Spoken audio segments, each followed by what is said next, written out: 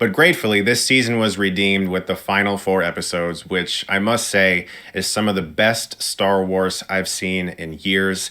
Top tier prequel material. And I just want to thank those of you who didn't give up and insisted I watch the final 4 episodes of The Clone Wars, because it was truly, at moments, I liked the whole thing, but there were moments that were truly an incredible experience. But I had heard this was really good. Okay, so it's gonna get good. And then it does. The last 4 episodes of Clone Wars. Holy shit. So, the final season of Star Wars The Clone Wars has finally wrapped up, and boy, it did not disappoint. My immediate reaction is that Season 7 was amazing because the Siege of Mandalore left me with so many overwhelmingly positive feelings. I do believe that's the only reason this season was created. They probably could have just released it as a movie and we would have all been thrilled. But still, I enjoyed the final arc and I still think it's amazing. The big epic wrap-up reboot feeling only arrives at the start of the Siege of Mandalore, which makes me kind of wonder whether it would have been more effective as a simply one piece of storytelling, maybe as a movie on Disney Plus or whatever. But either way, this is when it really became emotional and really investing. Last but not least is the Siege of Mandalore arc, and whoa, there just aren't enough words to describe of how beautiful, emotional, and epic this was. This felt like a proper representation of the Clone Wars, including Siege of Mandalore, which is some of the best Star Wars ever. So it really ends on a good, strong note. And finally, the last arc gets an 8 out of 10. This would have seriously been a 9 if these episodes came out when they were meant to. If the show hadn't gotten canceled all those years ago, it would have been the perfect finale.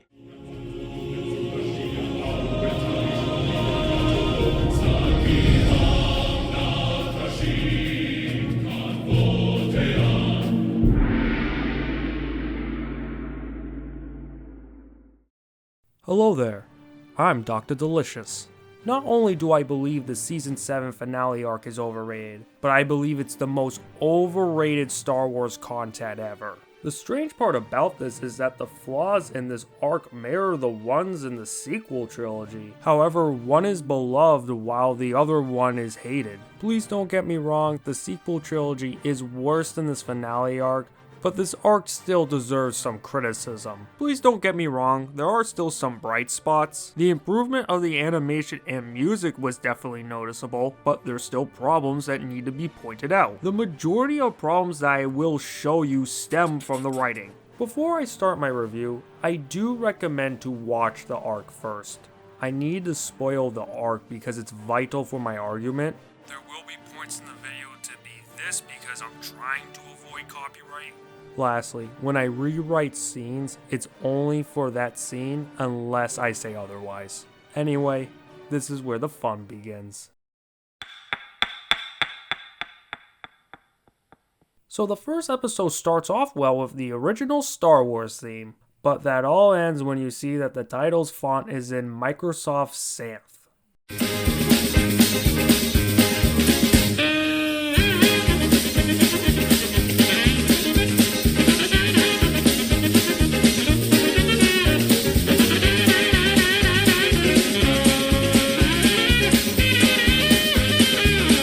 Not only does it look boring, but it comes off as cheap and lazy.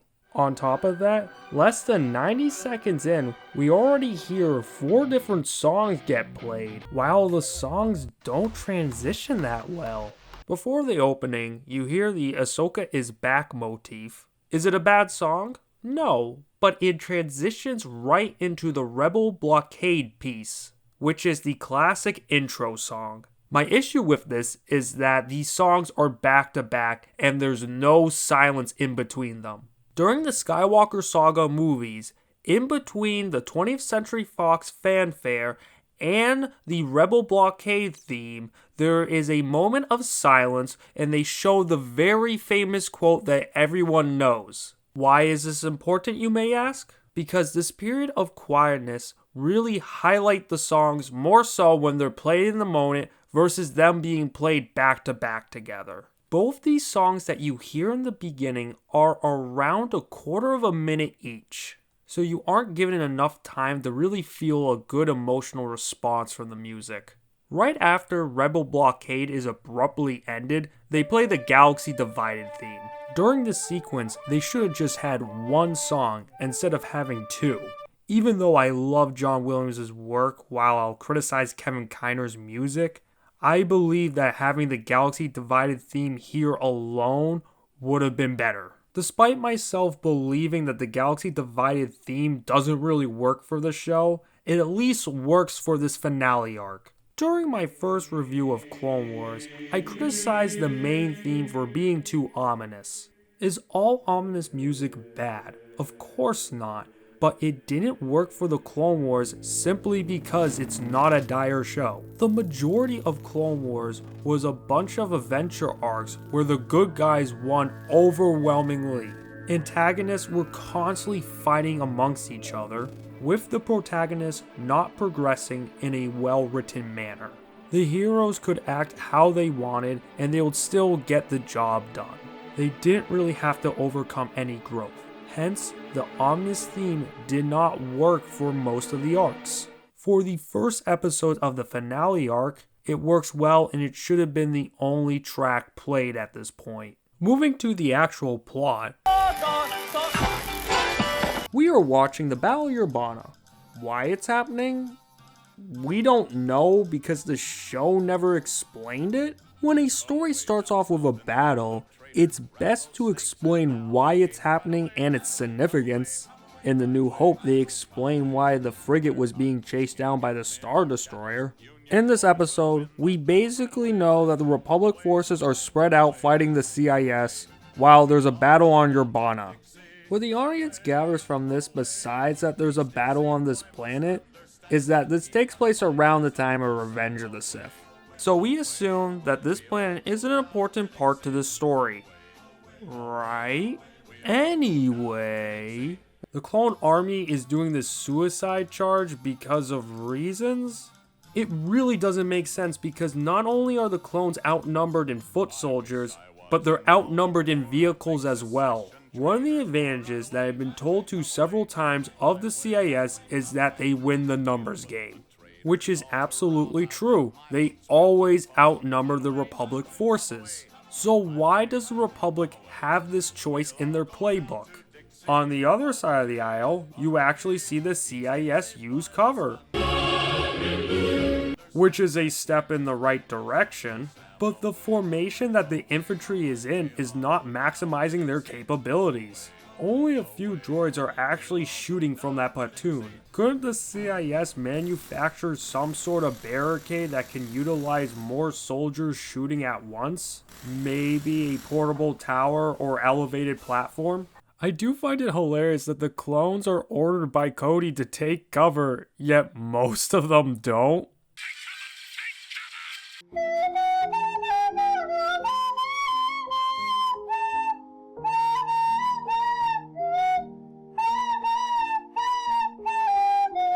It's not as if he's a commander or something. Additionally, it's not as if that the clones were programmed to follow orders perfectly. They are totally obedient, taking any order without question. This is not only poor writing in dialogue, but in lore as well. I wonder whose great idea is this? There's one culprit.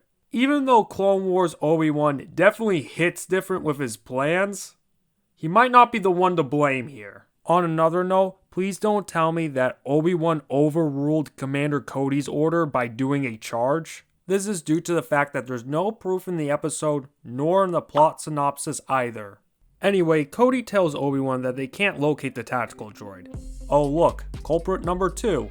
Despite Obi-Wan telling him to take cover, Anakin is not really concerned about the massive droid army, telling him that Rex has finished their battle and that they decided to help out here. While they're having an argument, Anakin is just standing on top of cover as shots are just passing by.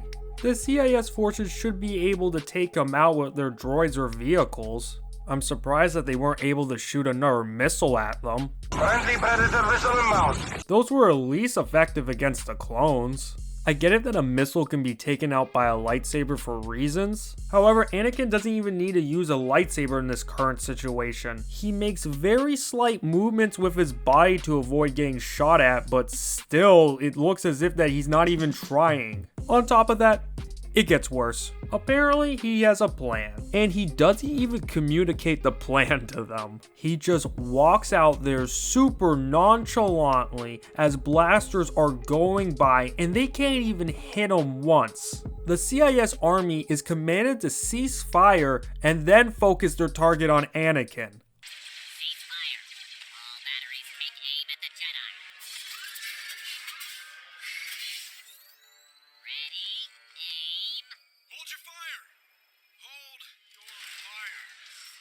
There's a few things to unwrap here. Number one, there was already droids focusing firing on him. I get it that all their shots miss, but they were still close enough to tell that they were trying to shoot him. Number two, why would you cease fire when you're trying to focus firing on someone? What the droid should have said was...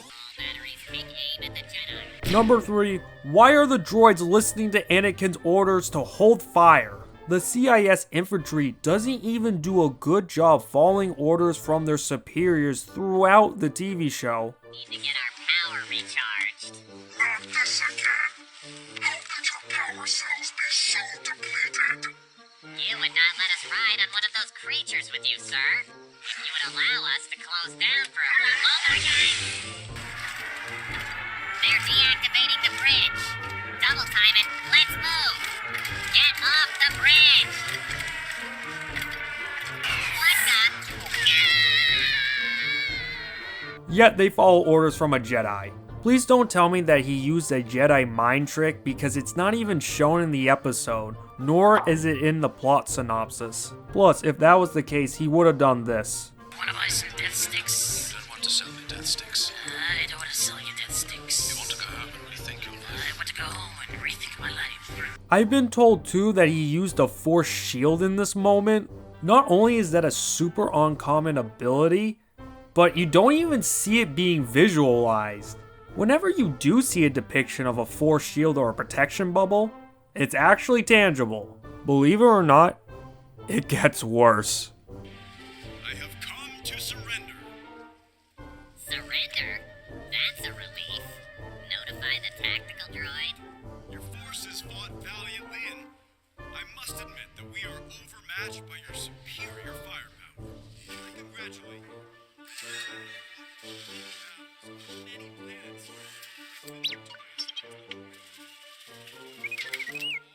I do. How much longer are we stuck down here? Great. I'll tell the boys. All right. Hang in there a little longer. Yes. So, it is with these thoughts in mind that I gladly surrender myself to the, mercy of these separatist forces. Why have you ceased fire? Jedi Knight Anakin Skywalker has surrendered to us, Commander. There he is. It's a trap, you fools. Open fire, now or two.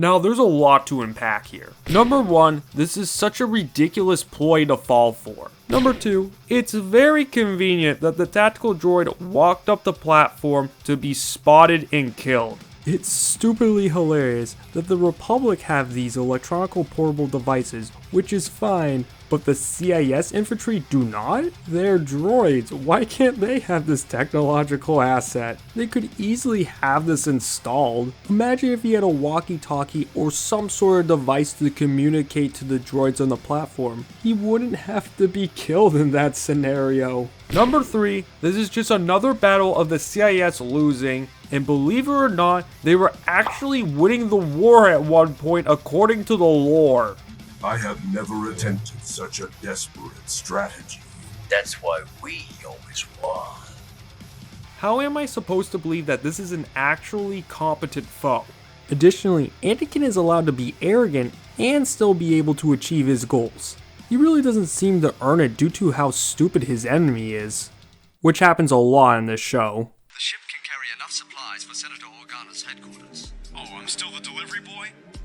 We don't need the whole fleet. I can do this myself.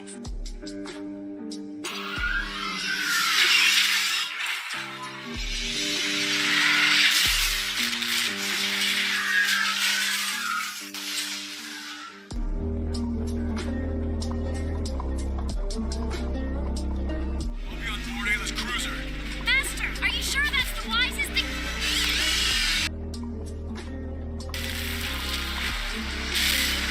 It's too late.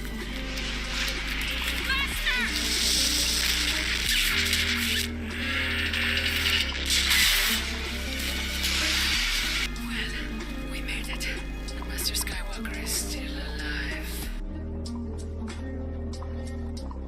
Which explains why he hasn't grown a lot in this show, and he won't be the last character I'll be talking about getting away with their actions. Moving forward, it seems as if that the Republic have won the battle, but I guess they just completely forgot about the dogfighting that was happening earlier. The first thing that we saw in this story was the CIS were dominating the Republic forces in the air. Did those forces just leave for reasons?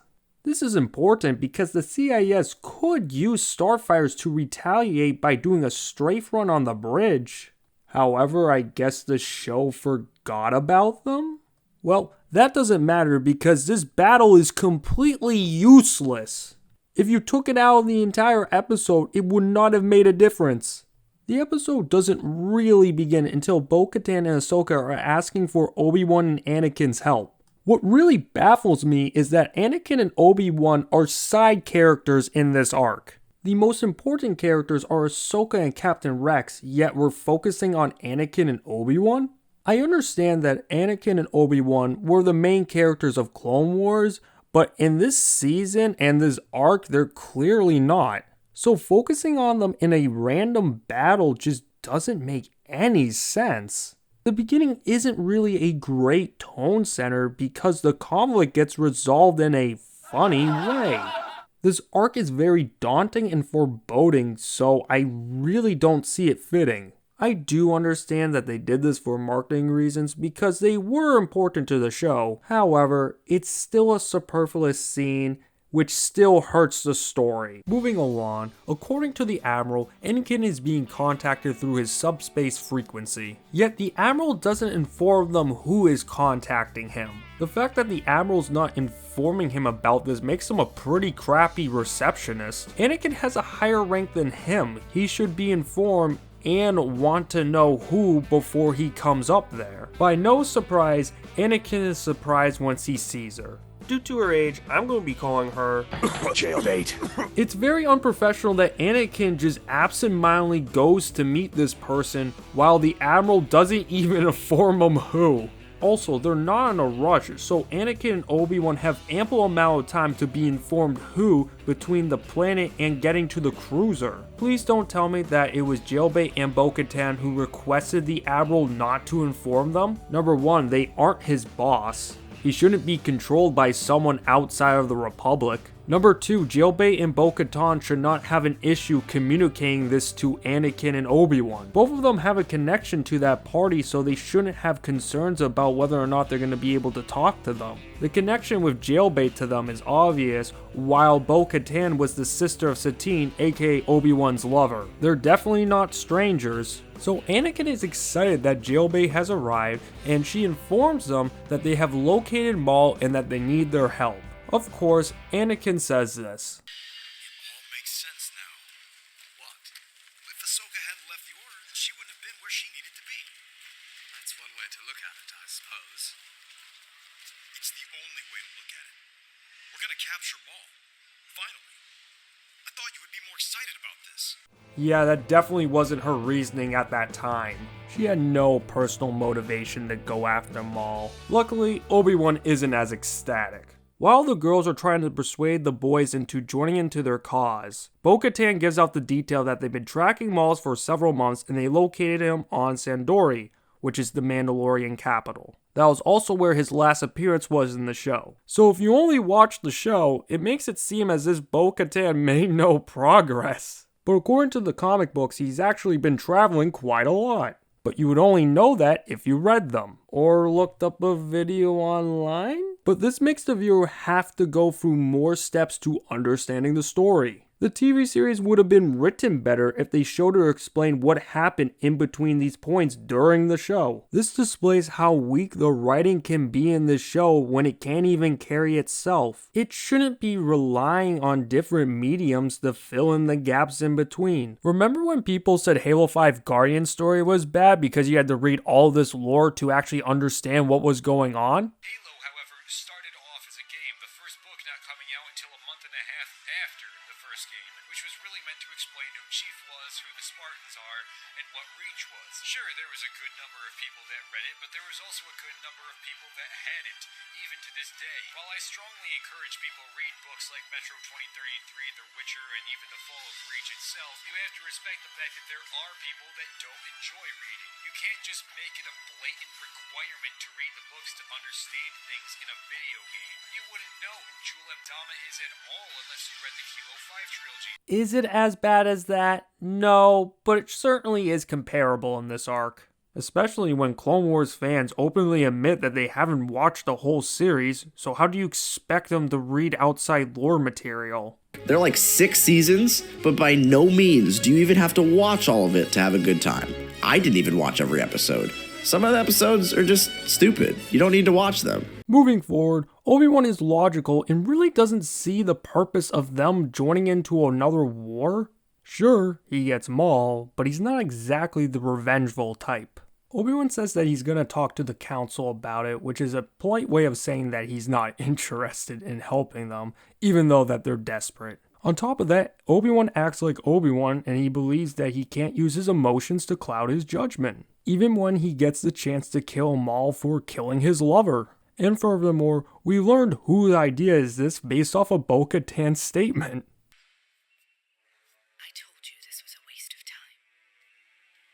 You would think that this is a plan made by Bo-Katan, but in reality, it's jailbait. Shouldn't she be aware on how Obi-Wan isn't a sentimental decision maker? It's not as if that they worked alongside each other. After the negotiations, Anakin finally has the room to himself with jailbait. So, that went well, all things considered. You two certainly haven't changed.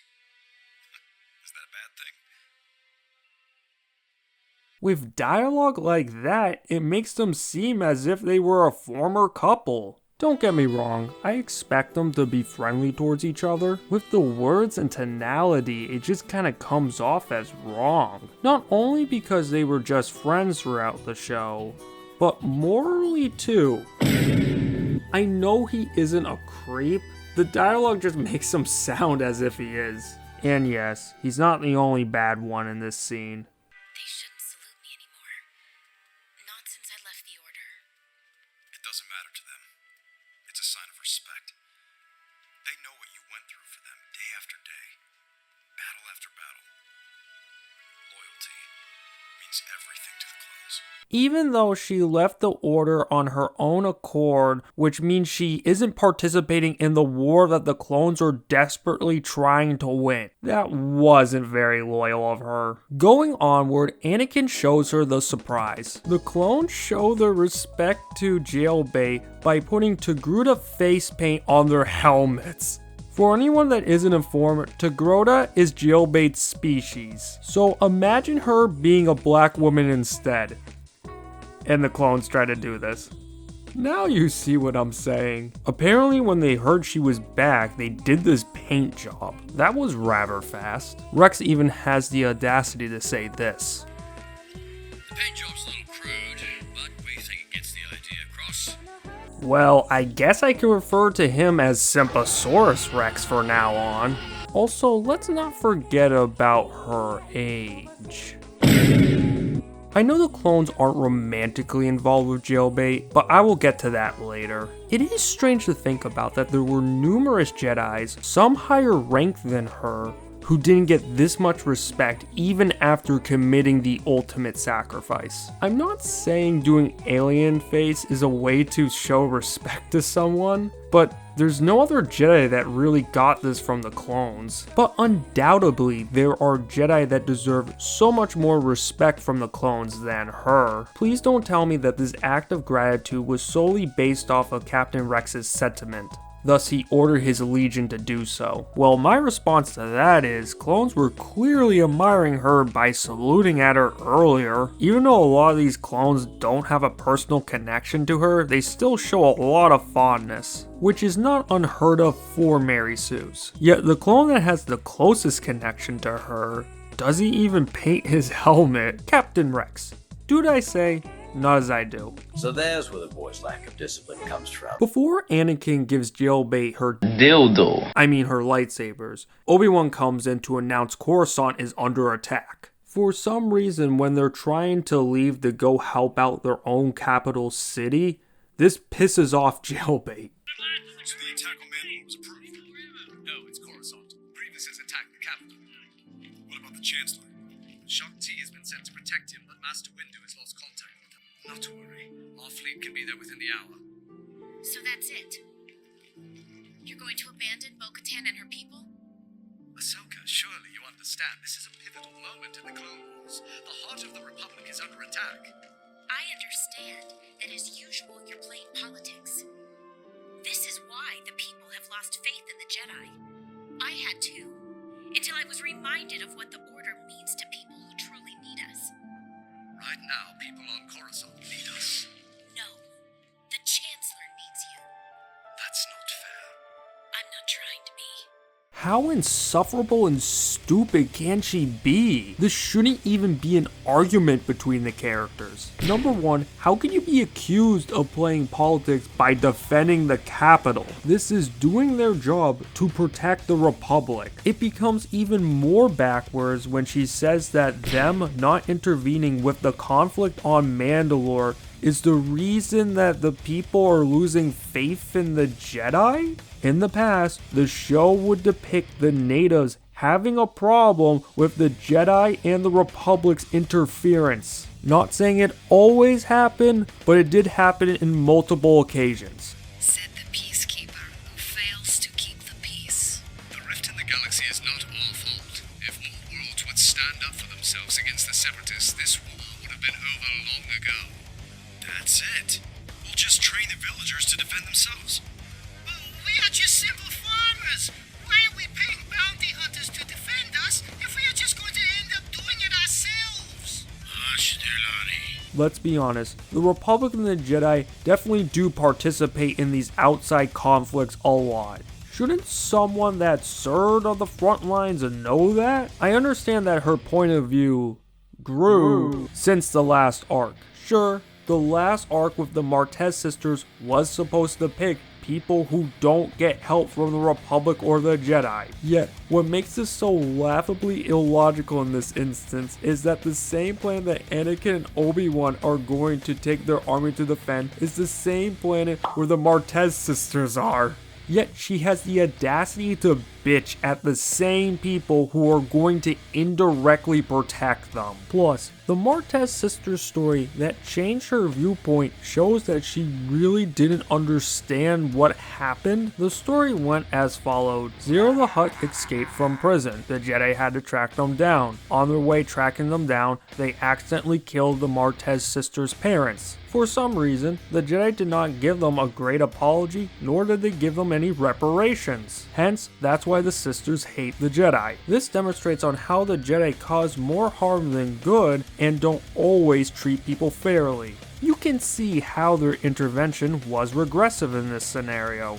The point Jailbait is trying to make is that the Jedi don't take enough action, even though that they did in that story. Their apology sucked, but it wasn't as if they weren't trying to keep the streets safe. Additionally, it's a little strange that she's hammering Obi-Wan for being so devout to the Chancellor. Sure, this is really about her versus the Jedi, but it's really between her and Obi-Wan. Let's be honest, out of everyone in the Jedi Order, Anakin is by far the closest with the Chancellor. For Anakin that is clearly listening, he's a character that is impulsive and sentimental. I'm surprised that he isn't enraged by this. Not to the degree where he's gonna kill her, but to the point where he's clearly angry about it. It's been well established that this guy has attachment issues. Plus, if someone comes off as his opposition, he can get aggressive. Sometimes very aggressive, even towards people that he cares about. Despite everything we know about Anakin, about how he reacts to situations similar to this, he suggests this? Find the 501st. Make a new division under Ahsoka's command. Unfortunately, Ahsoka is no longer a part of the Grand Army of the Republic. Well, promote Rex to commander and have him lead the new division. Ahsoka can go with him as an advisor. What do you say? Number one, his side doesn't even need to compromise because Jailbait's point is just so stupid. Number two, Anakin's not someone that compromises. His points of view can be night and day at times. Since this is 3 weeks before he becomes Black Frankenstein, he should start showing more signs of him being a Sith, which is not only depicted in the movies, but in the Clone Wars show as well. I'm not saying there was a complete absence of him showing this side in this season, but in this scenario, he should act more as a Sith, and only Siths deal in absolutes. As it concludes, the compromise works, and Jailbait gets reinforcements for the siege on Mandalore. Once again, they make Obi-Wan stupid. They wrote him to be a complete pushover by him not even rebuttaling against her points. And this brings up another topic. Why do modern writers make people who shouldn't win the argument win it? We need to shake them before we can find a new base, so what's our plan? Our plan, Captain? I just want to know what's going on. Of course you do. I understand. I've dealt with plenty of trigger-happy flatboys like you. You're impulsive. Dangerous.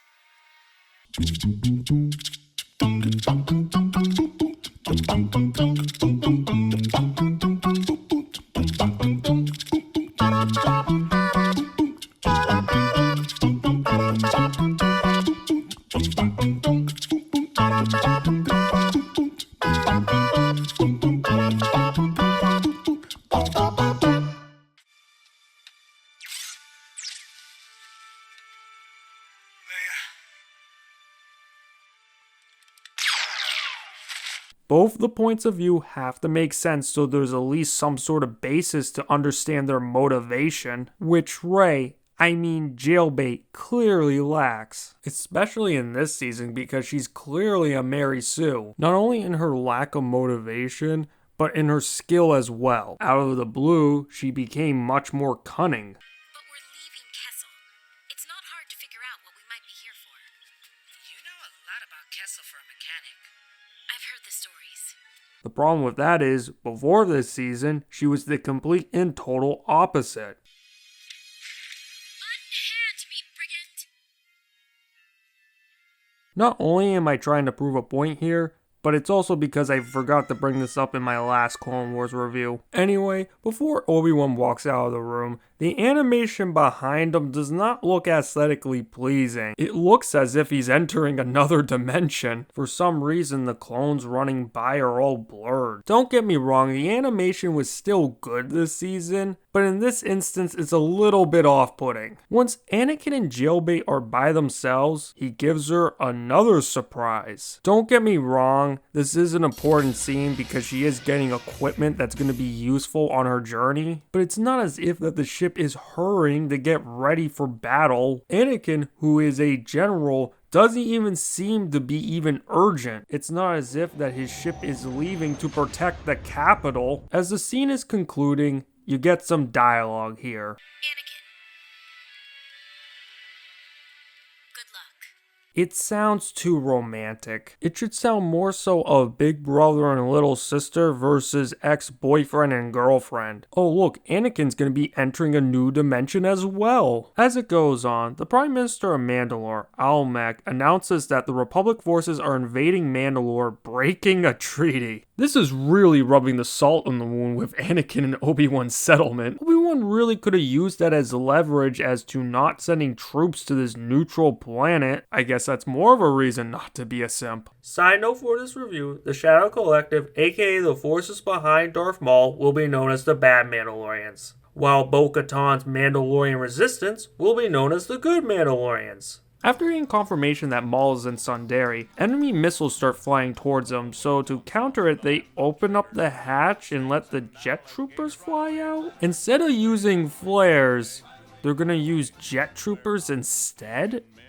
What? Then the evil Mandalorian troopers just kind of fly by the good Mandalorian troopers and start picking off clones from the dropship. Really could have used the good Mandalorian troopers. To make matters make even less sense, these jetpack troopers are faster than the gunships? The gunships have bigger and more powerful engines, even without light speed. So how does a smaller in comparison jetpack outcompete them? Speed's my game. There's a reason why you see the gunships fly through space and not just infantry with jetpacks. That's because it's been shown to only move so fast. I know it's small, but I still find it hilarious that the bad Mandalorian troopers hover right next to the gunship to pick off their targets. If you're going to pick off troops from the gunship, you gotta hover forward with it, not just hover there in place. And no, the gunships wouldn't be hovering in place there. They're clearly moving in unison to their objective. Additionally, if they were all just hovering there, that wouldn't be really smart to do as missiles were flying towards them, as being a sitting duck would make them way too easy of a target. Plus, closing the doors and moving side to side would have helped here. Right after Bo-Katan calls out Jailbait for not participating in the action, she jumps out without a jetpack. And dies the end. No maidens. Okay, fine, she doesn't die, but that's still pretty stupid on her part. I get it that apparently she's able to do it without it, but at the same time though, shouldn't Simposaurus Rex at least supply her with one? There's plenty of troopers that have one, so why doesn't she? What's his rank again?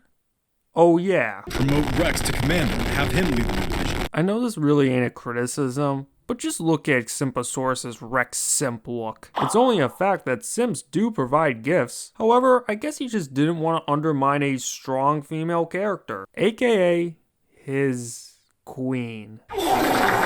Moving downward, she lands on a dropship and the choreography starts off okay. She caught both of them off guard. Maybe the female bad Mandalorian should have took notice sooner? Moving even more downward, she lands on a dropship and a Mandalorian tries to get into a melee with her. And his first instinct was to charge at her, even though he has a gun. Not only is it stupid for a non-force user to engage with a force user in a melee, he has a gun and a jetpack, so he might as well use that to his advantage. He's a Mandalorian. He should be a lot more wiser in this situation. But even if he wasn't, it would still be stupid. Once she gets in the ship, she's able to take out 4 Mandalorians by surprise, which was fine, but you find out that there's 2 more Mandalorians there that just don't even shoot at her. Please don't tell me that the reason why they didn't shoot at her was because they didn't want to hurt their colleagues. Well, it definitely looks as if that there's plenty of space for them to take a shot at her. She even slices one of their jetpacks and rides them until she gets to a ship. It's very strange that she is so precise in hitting these jetpacks. She does this on multiple occasions, which is weird because it makes it seem as if she's not trying to kill them, yet it's still killing them. You might as well stab them or cut them just to get it over with. What she is doing is far less efficient. I guess she used this tactic to use them as a one-way transportation from ship to ship, but she only uses them as a ride once,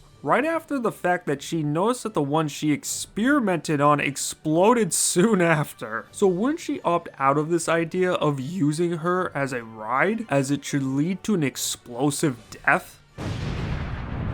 The fact that it didn't explode in midair just shows how much of a coincidence it is. Plus, when did she get this good at combat, when in the past, she wasn't. I wouldn't have a problem with this if there was some sort of gradual progression, but she becomes this way out of nowhere. Not only is she few months removed from using her lightsaber, but she got better without any lightsaber training during this time period. For someone that holds their master on such a high pedestal, she got better without him. Sure, Anakin shouldn't be considered a good master, but he is in this story. This really doesn't add up. Not too long ago, she was a Padawan, so she seems way too skilled right now. Anyway, she saves a clone pilot in distress and utilizes the descending ship as a ride. She does an epic landing, and the Mandalorians just kind of stare at her for a few seconds without shooting. I'm not saying she wouldn't survive this altercation. The Mandalorians can at least give a better effort in trying to kill her. I'm aware that this is nitpicky, but at the same time, they are fighting a war.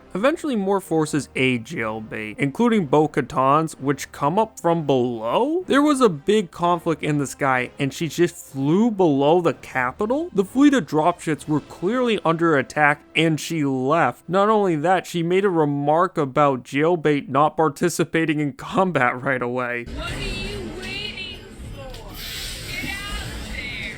Even though I explained it doesn't make sense, but the show displayed these jetpack troopers to be effective in the sky against these dropships. Bo-Katan and their allies could have helped out in this scenario, but I guess they decided to go away for reasons. It's really not explained why her forces just flew away. Additionally, for how quickly they got down there, it just shows how much faster the jetpacks are than these dropships. Not only is it not realistic, but in consideration with this illogical display, the jet troopers shouldn't even be in these dropships since they just move so much faster without them. Please don't get me wrong, the gunships can definitely have some uses in this battle, just not for transportation for these jetpack troopers. You might as well just have the good Mandalorians and the clone troopers just fly from the Republic cruiser to Sundori. Their suits can be used in space. And for anyone wondering, no, this does not justify the good Mandalorian troopers getting out of the dropships early. Not only were the dropships more easily hijacked, they completely let them fly by them. Once it cuts to the fighting happening in the city, we get to see some bad action. I know this is not for every case, but you see a lot of soldiers just standing in one place just shooting at each other. Not only are these troopers armed with advanced technology, which outdates their fighting style, this is a battle with the combination of the 501st and Mandalorian troopers. To paraphrase, the best army in the Republic with elite clone troopers and a group of people who are very well known for their militaristic ways. They should be fighting in a much more believable style. These aren't your typical natives who don't know how to fight well. The bar is set much higher. For instance, why is this guy plowing a clone trooper? I don't get it why he didn't use the pistol when he clearly had it with him. On top of that, why does he have such a tiny shield? If you're going to have a shield, attach it to the gun, as no one's able to hit each other on the battlefront. Almac gives the order to Gare Saxon to retreat down to the Undercity. I don't know about that one. The accuracy from the 501st is pretty suspect. Also, I'm going to refer to him as Anglo-Saxon for now on. Once they retreat, it cuts to Jailbait and Bo-Katan looking over the battlefield, being joined by Captain Rex and his crew. During the brief discussion of strategy, Bo-Katan says that they don't really want a long siege. I'm aware that this arc is known as the Siege of Mandalore, but it really doesn't seem as if it's a siege. It's more so just a large invasion. You'll see that it looks as if it was resolved in one day. To simplify it, a siege is meant to cut off supplies. Is that ever shown? No. Is that ever told? No. In the first chronological episode in this series, Anakin has to deliver supplies to Christosis and has to get through a blockade formed by Admiral Trench. The CAS tactic in Cat and Mouse is a better depiction of a siege than the one we witnessed in Siege of Mandalore. Even if I gave the show the benefit of the doubt that it took longer than a day, it's still a very short siege. The fact that she's been calling this a siege is a complete misnomer. This is more so blitzkrieg than anything else. The most likely reason why it's written this way is to make the arc sound cooler. Anyway, they split with their forces and go after separate objectives. Jailbait's group goes after Darth Maul, while Bo-Katan and the good Mandalorians go after Almec. And look, they think Jailbait's a dude. Oh no, it's a trap! Right after Jailbait and her team enter the sewer, Bo-Katan does a breach and clear with her forces. We witness a bad action scene because the bad Mandalorians are barely putting up a fight. The farther the bad Mandalorians are, the less they participate. The only ones you see shooting back are the ones that are closer to them. However, it breaks out into a melee, even though they have guns. One of them uses a flamethrower on Bo-Katan and conveniently hits her shield. Don't get me wrong, she did try to block it, but at the same time, he could have spread out the flames more, maybe from side to side, up and down. Even with ranged weapons, they still proceed to charge each other. What's especially dumb is that they're punching each other while they have armor on. I'm not saying they should take the armor off, but their punches aren't going to be very effective against that plating. Look when this clone punches his droid. This Phase 1 armor that he has on his hand and forearm is relatively the same as the Mandalorians. On top of that, the B1 armor is actually inferior to the clone armor. Of course it hurts when you punch a B1 droid, but it should also hurt when you punch someone in Mandalorian armor. The only time this choreography would actually make sense if these were two Jedi/Force users. I guess you could say that Bo-Katan has plot armor. Oh, brother, this guy stinks! To be fair, she's far from the only character to have plot armor. Anyway, the fight concludes with Almec getting captured, which is really dumb on his part because wouldn't he be trying to flee the city? During the War of 1812, when Washington DC was getting burned down, James Madison and Dolly Madison fled.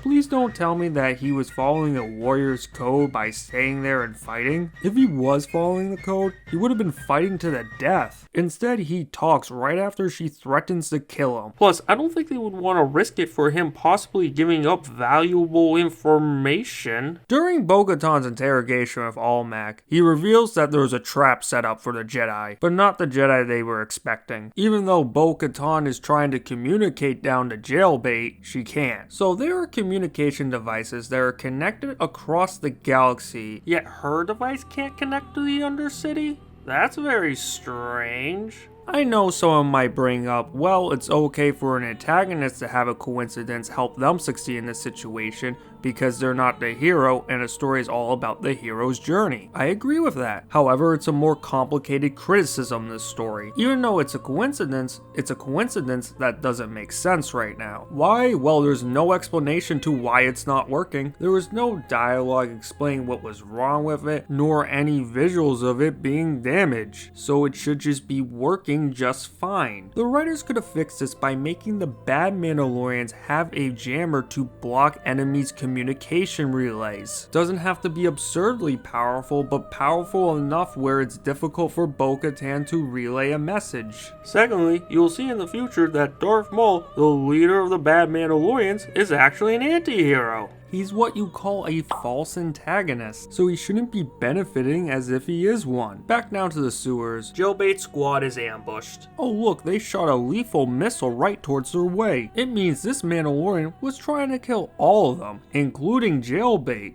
Right? Also, that blast should have been way more lethal than that. Jailbait forced it in between the wall and the ceiling, which is not too far away from herself and her squadron. The clones start to chase, despite Jailbait saying otherwise.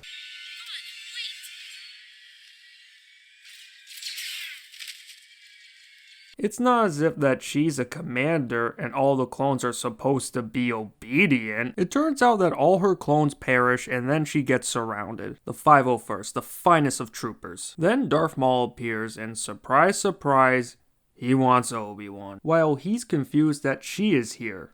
Same as the audience, so I guess Darth Maul is an everyman. Putting the jokes aside, the ASMR and the music really add to the ominous tone in this scene. Hearing the steps of Darth Maul while we hear this crescendo that instantly cuts when we see credits really sets the tone. Kevin Kiner's a lot better than I previously thought. Well, my praise for him won't last forever though. Anyway, let's move on to the next one. The episode starts off well by continuing with the same tone as the last episode ended. The traditional intro is forgone so they can keep the same atmosphere. However, it's all downhill from here. He continues to talk to her as if his lines were meant for Count Dooku. Is it? I can't say yours is a name familiar to me. Well, I know you. Yes, I imagine we have several mutual friends. I wouldn't put it that way. Of course not.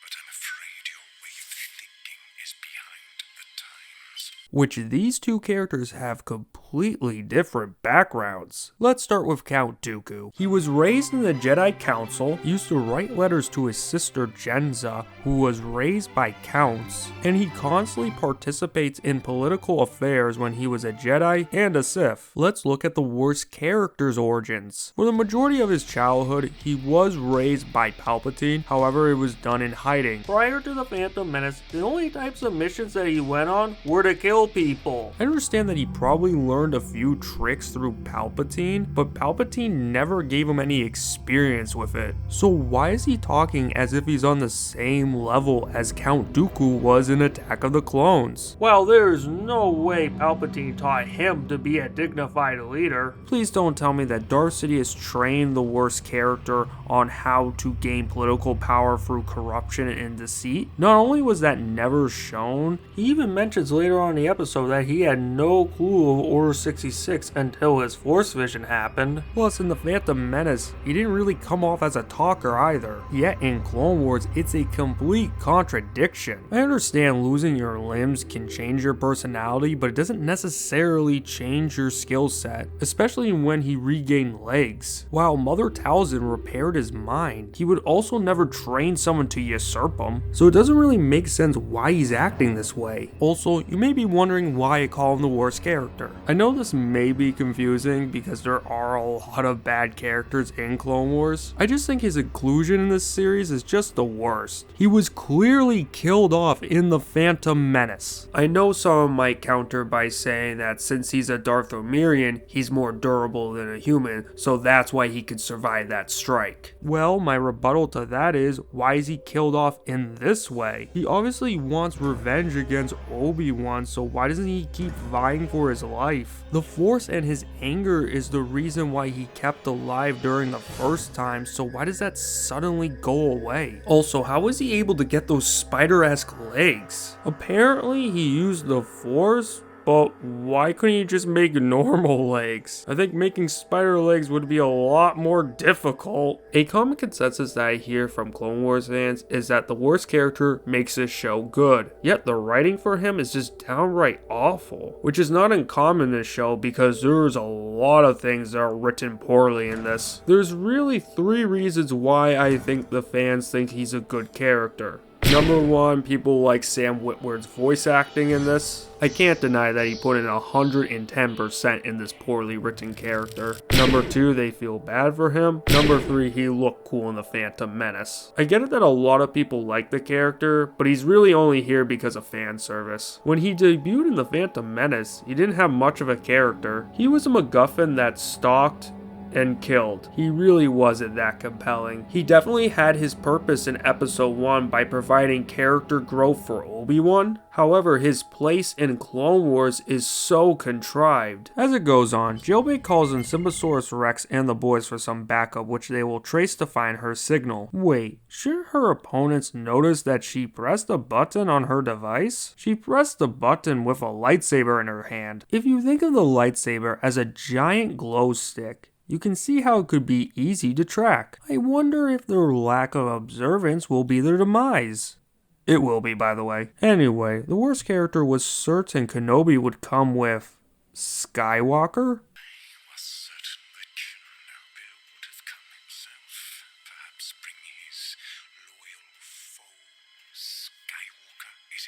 He was certain? Kenobi has no more stakes in this planet because number 1, his girlfriend died, and number 2, he wouldn't know how this planet would connect to the Clone Wars. He's lucky to have her show up. Was he expecting him to show up because of revenge? If that's the case, he is completely clueless on how the Jedi are supposed to operate. Jedi aren't supposed to exact revenge on people because they try to separate their emotions from making decisions. So a powerful Force user doesn't know how the light side works? I guess he was just that separate from the outside world, even though he dabbled in thoughts about becoming a Jedi. While it's not uncommon knowledge that the Jedi aren't sentimental. On top of that, the Wars character expects Kenobi to bring Skywalker along with him, despite in every confrontation that they got into in this series, he never brought him. He brought Adi Gallia one time, and it was her last time. Another time, Ventress helped him because she was conveniently there looking for Savage Opress. The only time he was remotely present with Anakin was in The Phantom Menace. The Wars character's plan is already looking illogical, but don't worry, it's gonna look even more illogical later on in the video. As the Wars character proceeds, he wonders why Kenobi sent her and admits that Darth Sidious will rule the galaxy soon, so he ain't going to surrender. Huh.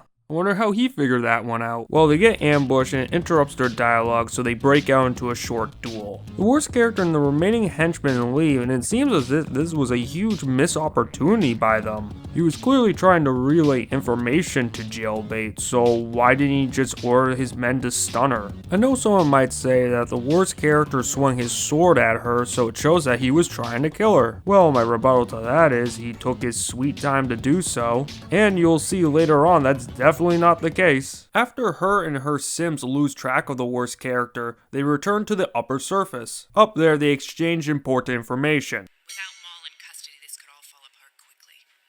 We must capture him before he escapes. He mentioned a name, Darth Sidious. Who is this Sidious? I do not know much, but I will share with you what the Council suspects. Darth Sidious is the Sith Lord who orchestrated the Clone Wars and played both sides of it from the beginning. I first learned the name from Count Dooku, though any chance of learning more about Sidious from Dooku has been lost. Why? Because Count Dooku is dead. Anakin killed him while rescuing the Chancellor. With Dooku gone, we've lost a vital link to understanding the mystery of Darth Sidious. If you can capture Maul, he may be able to provide the missing pieces to this puzzle. Okay, I got a few problems with this. Why does Jailbait not know who Darth Sidious is? Yes, it is okay that she doesn't know who he personally is, but I'm just saying she doesn't know the enigma of Darth Sidious. Which I don't blame the blame to her, more so that I put the blame on Obi-Wan. He first learned of Darth Sidious back in Attack of the Clones. This information should have been communicated with the entire Jedi Temple. Why is Sympasaurus Rex there? I know he's a commander, but he just said that Darth Sidious was playing both sides of the war. So Sympasaurus Rex was created to fight in a fake war. Not only would this damage his morale, but if he communicated this to his troops, it would also destroy their morale. Since the clones following orders perfectly has been retconned in this show, wouldn't the clones revolt if they heard this information? And for some reason, he doesn't even react to this. Remember when Tub committed Order 66 early, which caused his friend Fives to become red-pilled and get shot? This is mentioned again later on in the arc. Not only was it something that he noticed, but it's something that's personal to him. This is the same clone leader that lashed out at General Krell for taking clones on suicide missions. The planet cost us men, not clones. Men.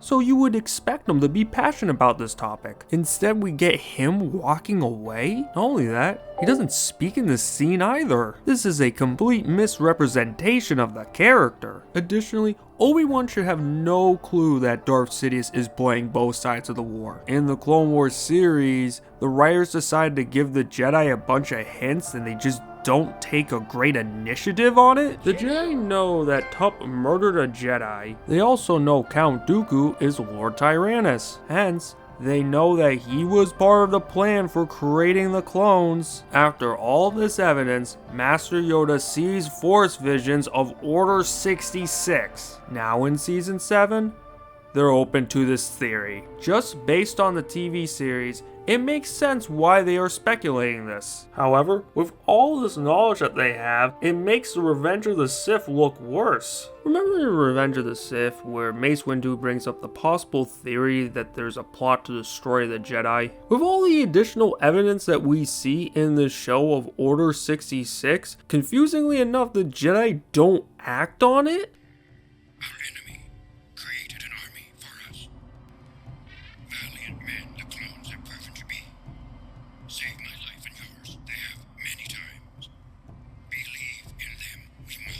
I understand that Palpatine clouded their vision, but that doesn't cloud their reasoning. Also, Palpatine's clouding their vision isn't really depicted all that well when they clearly see so many signs of their demise. This doesn't add up. What also doesn't add up is her reaction to the idea of Anakin spying on the Chancellor.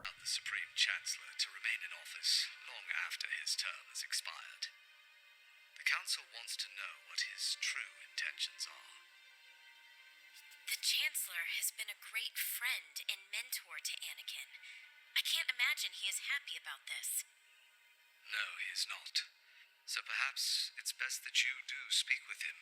And what? Defend the Council's actions? I hardly think I'm the best person for that. Ahsoka, the Council isn't always right. That's why I'm asking for your help. She accused the Council of doing the Chancellor's bidding, but now she's mad at them for going against them? That's a complete juxtaposition, and she had no reason to change her opinion. In between the spat on the cruiser and this conversation right now, it was basically just action. I'm not saying there was a complete absence of dialogue. There just wasn't a whole lot of talking, and not enough talking to justify her stance. The worst character's monologue explains why he's red-pilled, but I don't see how that would change Jailbait's opinion. Comparing it to what she knows about the Chancellor, it has no connection. He didn't give her much info about the Chancellor's identity. My only explanation to this is that she just likes saying no to the Jedi Council. No! All because of one Jedi not apologizing.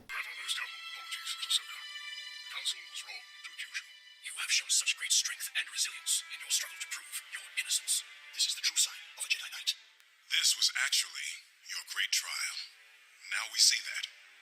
We understand that the Force works in mysterious ways.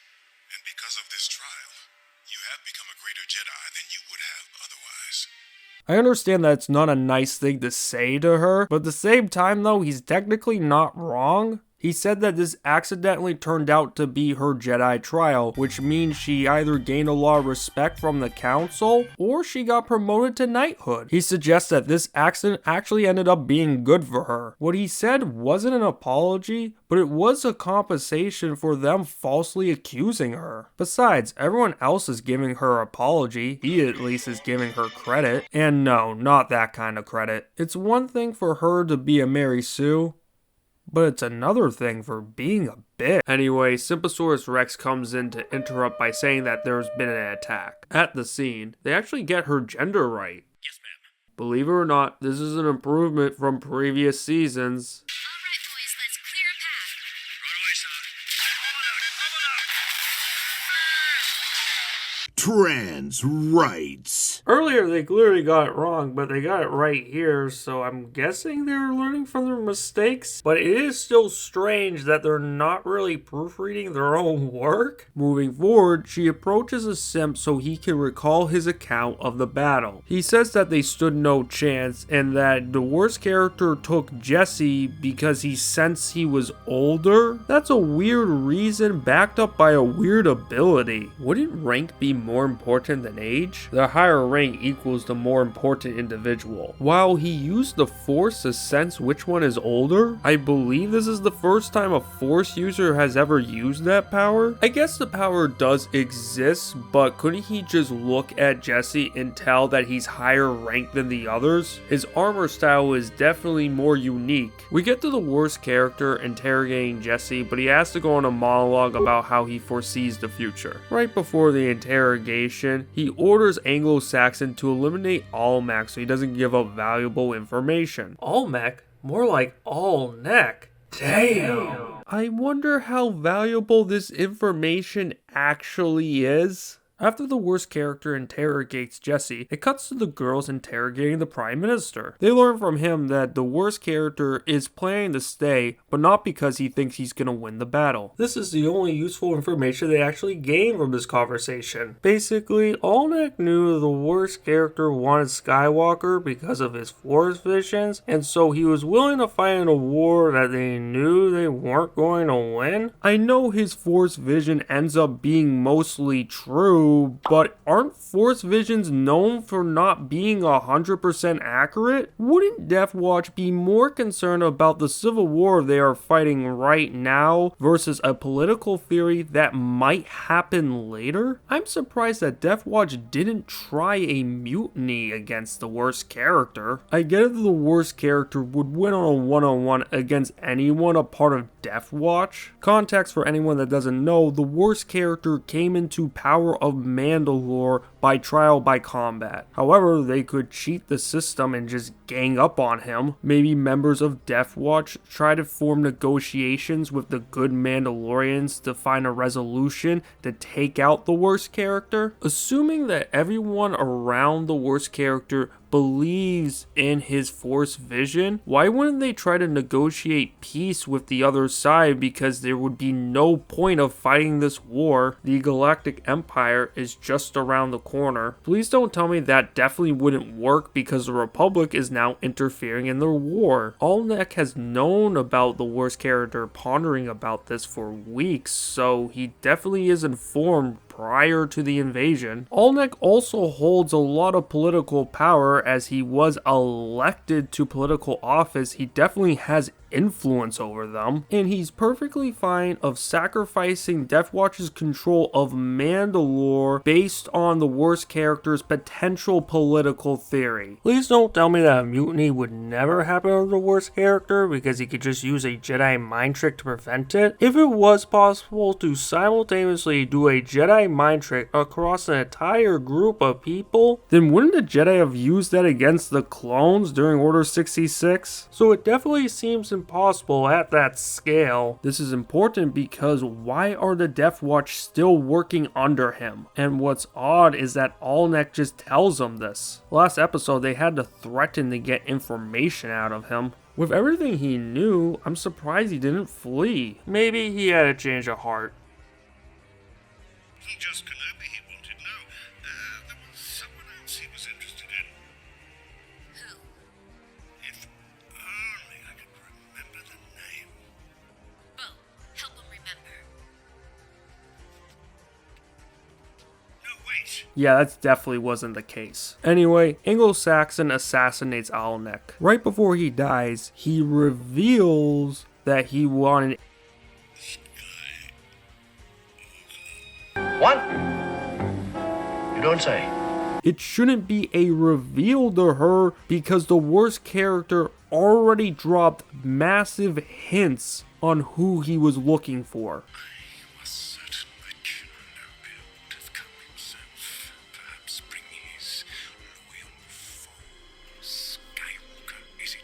He wanted her to know this information, so why did he assassinate Alnek? This is a cheap way to show that the worst character is still evil, yet there is no point to it. There's gotta be a good reason for it. For instance, when Darth Vader killed his own men, it was supposed to show his desire or results and try to motivate his men not to be the person that he killed. Moving onward, Bo-Katan proceeds to chase Anglo-Saxon down the elevator shaft. Right before he descends, you can notice that Bo-Katan is akimbling two weapons. Yet as the fight proceeds, she doesn't have those weapons anymore. Those will be way more useful than her fist. Please don't tell me that her plan was to capture him instead of kill him. If that was the case, then why was she shooting lethal blaster shots beforehand? As the skirmish continues, they eventually have to stop in the shaft and they break out into a fist fight? Not only is it stupid to punch each other while you have armor on, but they have other gadgets. Once she wins the melee part of the battle, she just stands there idle as she has a perfect chance to take him out. And of course, he's able to jetpack in the air and proceeds to use his flamethrower against her. And he perfectly places his flames against her shield. He could just spread out the flames and then she could be done for. Well, an elevator comes down and she uses her jetpack to prevent herself from getting squashed. As her jetpack is starting to malfunction, the elevator proceeds to stop going down. A little coincidental, hence Anglo-Saxon escapes. Please don't tell me that the choreography can be forgiven here because both characters need to live. My rebuttal to that is, don't put their opponents in situations where they could easily kill them. On top of that, we didn't really need to see this fight scene either. It does absolutely nothing for the plot. It's just mindless entertainment. What could have made this scene better is at the end of it, she sticks a tracker on the guy and then they find out where the worst character's location is. Once Anglo-Saxon comes back to deliver the news, you see the worst character talking to his syndicate leaders. Oh look, the Pike syndicate leader's there. Last arc we were informed that if he failed them, that he would at least get a demotion. Make sure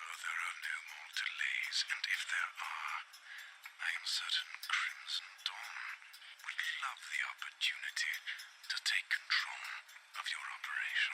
Despite of him actually failing him, he decided not to do anything about it. He was a lot more forgiving than I expected. Anyway, prior to his red-pilled speech about Palpatine's new galaxy order, he explains about how he was able to get out of Palpatine's imprisonment. You once liberated me from my imprisonment by Sidious and his apprentice. You're probably wondering why he kept him imprisoned. The reason why Sidious is keeping the worst character alive instead of killing him is because he wants to know the location of Mother Talzin. Apparently, he views her as a big threat, despite of General Grievous actually conquering them. Despite of her being defeated by Mace Windu and Jar Jar Binks. I'm going to ask this. Why was she important to him at this point? I understand that his connection to her is the reason why he got the worst character as an apprentice. However, I don't see how that would lead to him wanting to kill her. Yes, she does want revenge on him, but she is pretty easy to defeat. Even though you do see her powers, I still think the worst character is way more powerful and way more dangerous. I do see why she would want revenge on him, but the Night Sisters differ from the Sith in the sense of their ambition. The Night Sisters are simply not power hungry, while the worst character is very much ambitious. It really shouldn't be this high of a priority. In reality, the worst character is way more of a threat than her. Not only is he motivated for revenge, he's also power hungry. Not only was he able to create his own miniature empire, but his power is far more efficacious. If I was Palpatine, I would have killed him a long time ago. Anyway, he starts to deliver the motivational part of his speech. The galaxy will be remade, and in the chaos, we must seize what power we can. They could definitely seize more power if they actually use their allies to their advantage.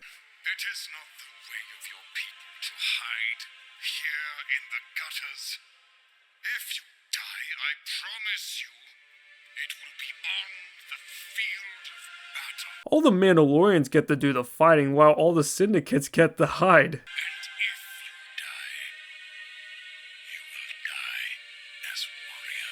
Please don't get me wrong, I understand that the Mandalorians take a lot of pride in their abilities in combat, but they still would want to win a war. If I was one of these Mandalorians in this room, I would be pretty pissed off at him. Yeah, but he would have sensed your, lack of, faith, and he would just, kill you and make you an example before you could even, bring up points. Well, good. If I'm gonna be in this crappy show, I don't want to be in it very long. But of course, this excites the Mandalorians. As it goes on, it cuts back to the good Mandalorians overlooking the Trail of Tears. Once they walk into the throne room, they are surprised by the worst character. Bo-Katan starts charging at him, but Jailbait and Sympasaurus Rex just stand there? They're not even calling up reinforcements, so they're completely idle. By no surprise, Bo-Katan is stopped. Imagine if they triple teamed him there. The episode and the war would be over with.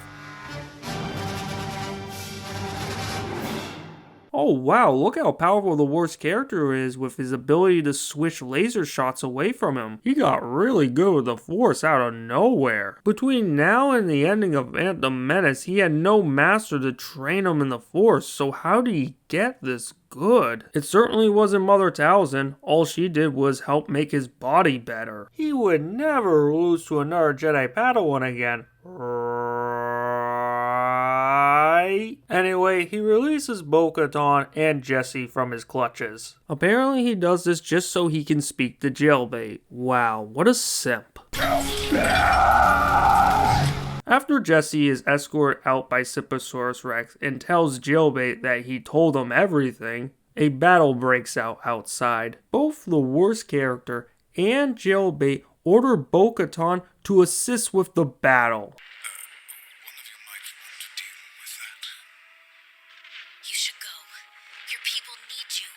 I understand that Bo-Katan is a great warrior and could help out on the battlefront, but her opponent's leader is right there. Not only is he not trustworthy, but he's also a great warrior, and Jailbait would probably be more than happy to have some assistance. Please don't tell me that they need her ability to strategize. Has she ever been shown to be a great tactician? She has leadership qualities, but she doesn't come off as a general. And of course, she leaves. It cuts to the battle outside briefly, and you can already tell how this one's going to be. Zan Gang is a family. We look out for each other, especially when one of us sucks ass at a certain RTS. It cuts back to the throne room, and he tells her that he knows why she's no longer a part of the Order. I left voluntarily. Yes, but you were motivated to leave by the hypocrisy of the Jedi Council.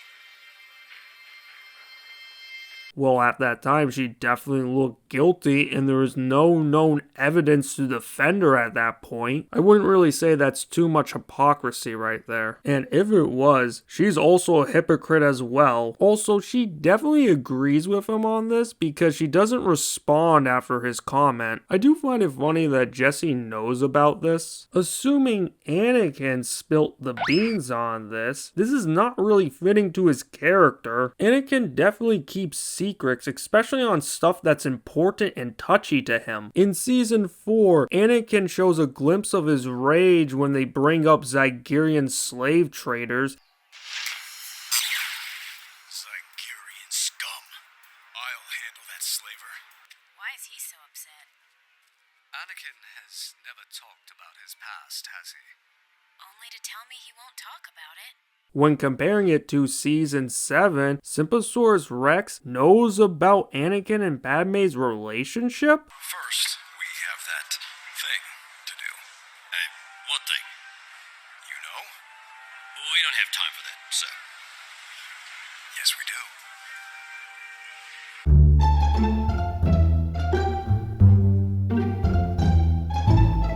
I hope you at least told Padme I said hello. They're onto us. Open fire.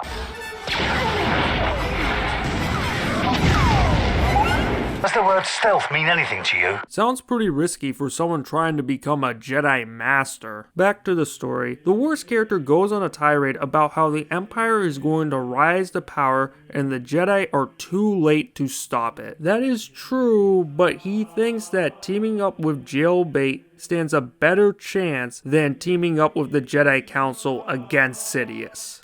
With your help, the Jedi can stop Sidious before it's too late. Too late for what? The Republic to fall?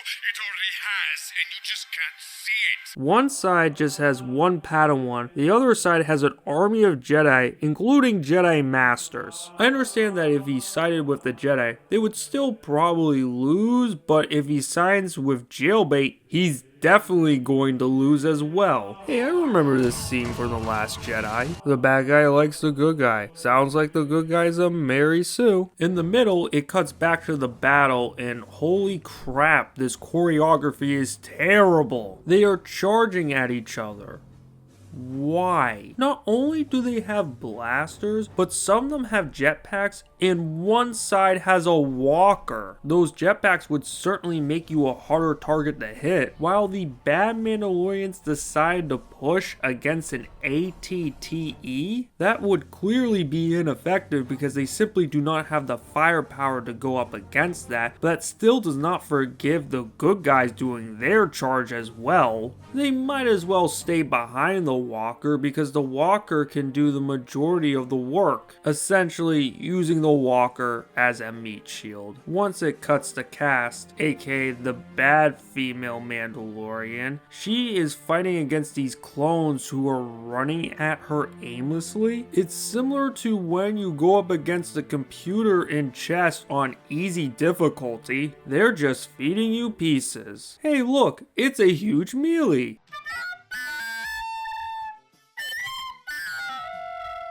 I understand that it looks cool, but it doesn't make any sense. As the show takes us back to the throne room, Jailbait says that she is willing to help out the worst character. She is willing to assist him, even though his only justification is his Force vision. I know she eventually does, but initially she doesn't assume that he is lying. He is a Sith or a former Sith, and they aren't known for being the most honest in the world. Plus, she has no clue and no evidence that Palpatine is secretly Sidious. And no, when she got angry at Obi-Wan for doing the Chancellor's bidding in the last episode, it wasn't as if she thought he was a Sith, because in the following episode, she didn't like the idea of Anakin spying on the Chancellor. Additionally, the only aspect that is wrong about the worst character's Force prediction is that Anakin and Obi-Wan were gonna come to Mandalore. He was right about the Republic's interference, but those are the only two tangible aspects from Jailbait's perspective,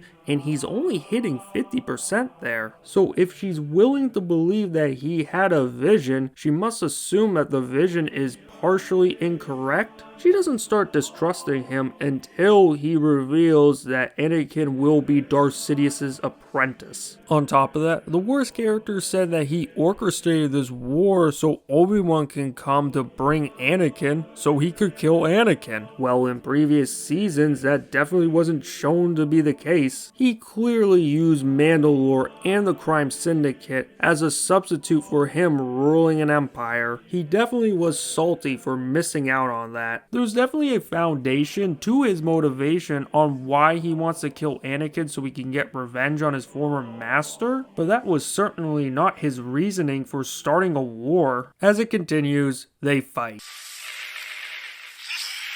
Wow, I really wonder where they got that sound from. Not only did they cheap out on the sound effects, they just flat out suck.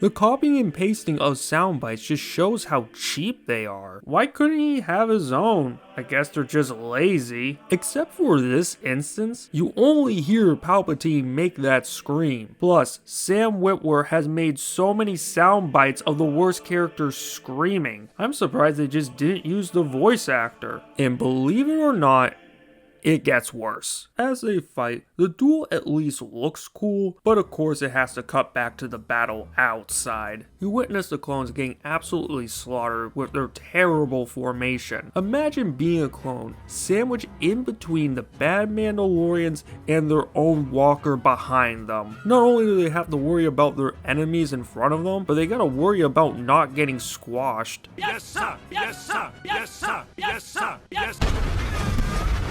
Most importantly, it doesn't even seem effective. You might as well have the clones behind the walker. My analysis of this episode is going to go a little bit back and forth for now. For the lightsaber duel, you see that Jailbait is far more skilled than she used to be before Season 7. In Season 5, she lost to a Padawan turned Sith in Barriss. Without any training since then, she should lose this fight. Right? On the war front, you see a lot of soldiers not taking cover except for Siposaurus Rex.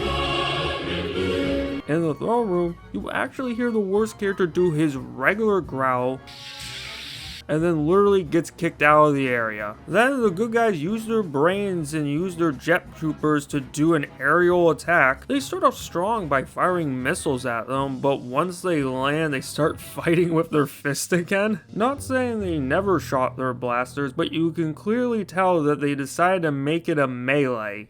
But it ain't about how hard you hit. It's about how hard you can get hit and keep moving forward. How much you can take and keep moving forward. That's how winning is done. It's completely unnecessary. Just shoot at them. During the heat of the battle, you see bad Mandalorians surrendering. They do this in a choke point with very little cover in the heat of battle. Shouldn't the battle be moving so fast that they would just get shot? Since this is the last scene of this war, I just want to point out about how inferior the clone army is compared to the Mandalorians. The clones clearly cannot hold their own. They're constantly being saved. I'm okay with Jailbait bailing them out because she is a Force user. However, the Mandalorians should not be better fighters than them. The big difference is they've been genetically modified to fight. They're based off of one of the best Mandalorian fighters who oversaw their training. I know this is dumb, but it is canon that Jango Fett did kill multiple Jedis with his bare hands. Jango, in a fit of rage, managed, using nothing but his bare fists, feet, and body armor to single-handedly kill 6 Jedi before he was finally subdued, a feat that Count Dooku took notice of. I do find it hilarious that the clone army can take over the Jedi Temple, but they struggle to take over Sundori. One area is full of a bunch of Jedi, the other are full of a bunch of Mandalorians. I understand that the Mandalorians are no scrubs, but the Jedi are way better. Please don't tell me that these Mandalorians are on the same level as Jango Fett, because he was definitely the deadliest, and they certainly can't all be the deadliest as well. The Mandalorians, who clearly don't have any vehicles in this battle, for some reason stood a chance. The Republic vehicles didn't even seem super effective. Not only were the dropships slow, but the walker didn't seem to do a lot of damage. There were only 2 scenes where I thought that the clones held their own. The first one being on the 3 bridges where they successfully made the bad Mandalorians retreat. However, you only see the clones kill 1 Mandalorian. The second one being the ambush in the Undercity. Even with those successful encounters, it seems as if that these clones only win because of numbers. In reality, their skills should play much more of a bigger factor. I do find it kinda strange that Bo-Katan keeps reiterating that her men cannot sustain a long siege. What's funny about this is, it definitely seems as if that the clones are struggling more so than the good Mandalorians. There's a lot more skirmishes where the good Mandalorians definitely hold up better than the clones. Please don't get me wrong, the good Mandalorians still needed the Republic's assistance in winning this war. The clones were an effective meat shield, but at the same time, they shouldn't be treated as one. I understand that there's a lot of them, but at the same time, they're supposed to be depicted as highly skilled. If anything, Siposaurus Rex should be the one bringing up that his men cannot sustain a long siege. They're making the clones seem as if they're the stormtroopers, treated as pawns. Right after the worst character tells Anglo-Saxons smell you later, they continue the fight, and he passes up 2 good opportunities to cut off one of her hands, while also successfully disarming her. As Siposaurus notices that and calls in reinforcements, the worst character gives her another chance to join his side. Once she declines, he proceeds to attack her, but then she counters with a 400 IQ play. She thought for a quick second to grab the hilt and fling him over? impressive. That's way too out of the box for her. Prior to season 7, the one aspect of her character that was kept consistent was that she was not a good duelist.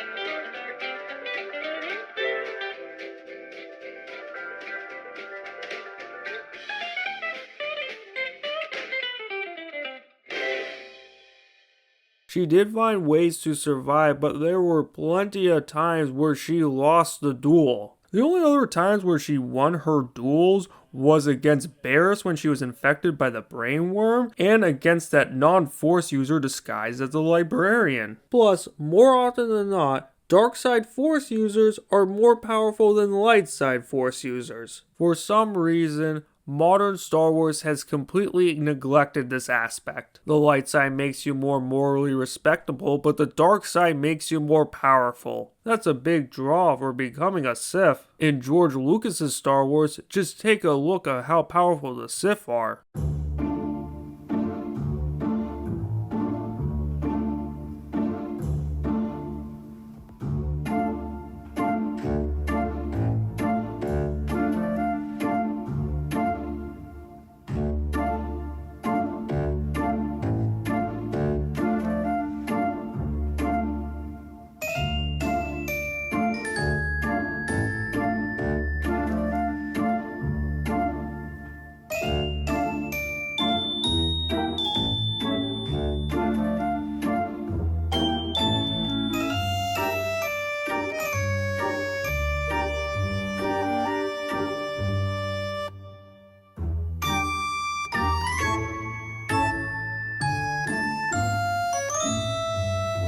If joining the dark side didn't make them more powerful, then no one would want to join them. The sequel trilogy ruined this by making all the Sith inferior to the Jedi. Please don't get me wrong, I'm not saying that Jedis could never beat Siths in battle, but the Sith should definitely have the upper hand. You may be asking, why can't Jailbait have a rare occurrence of beating a dark side force user? The answer to that is, not only has she never really been good at duels, but she hasn't had any training since season 5. When comparing her to Luke, in between the time that he got his hand cut off to defeating Lord Vader, he did some training. But I need your help.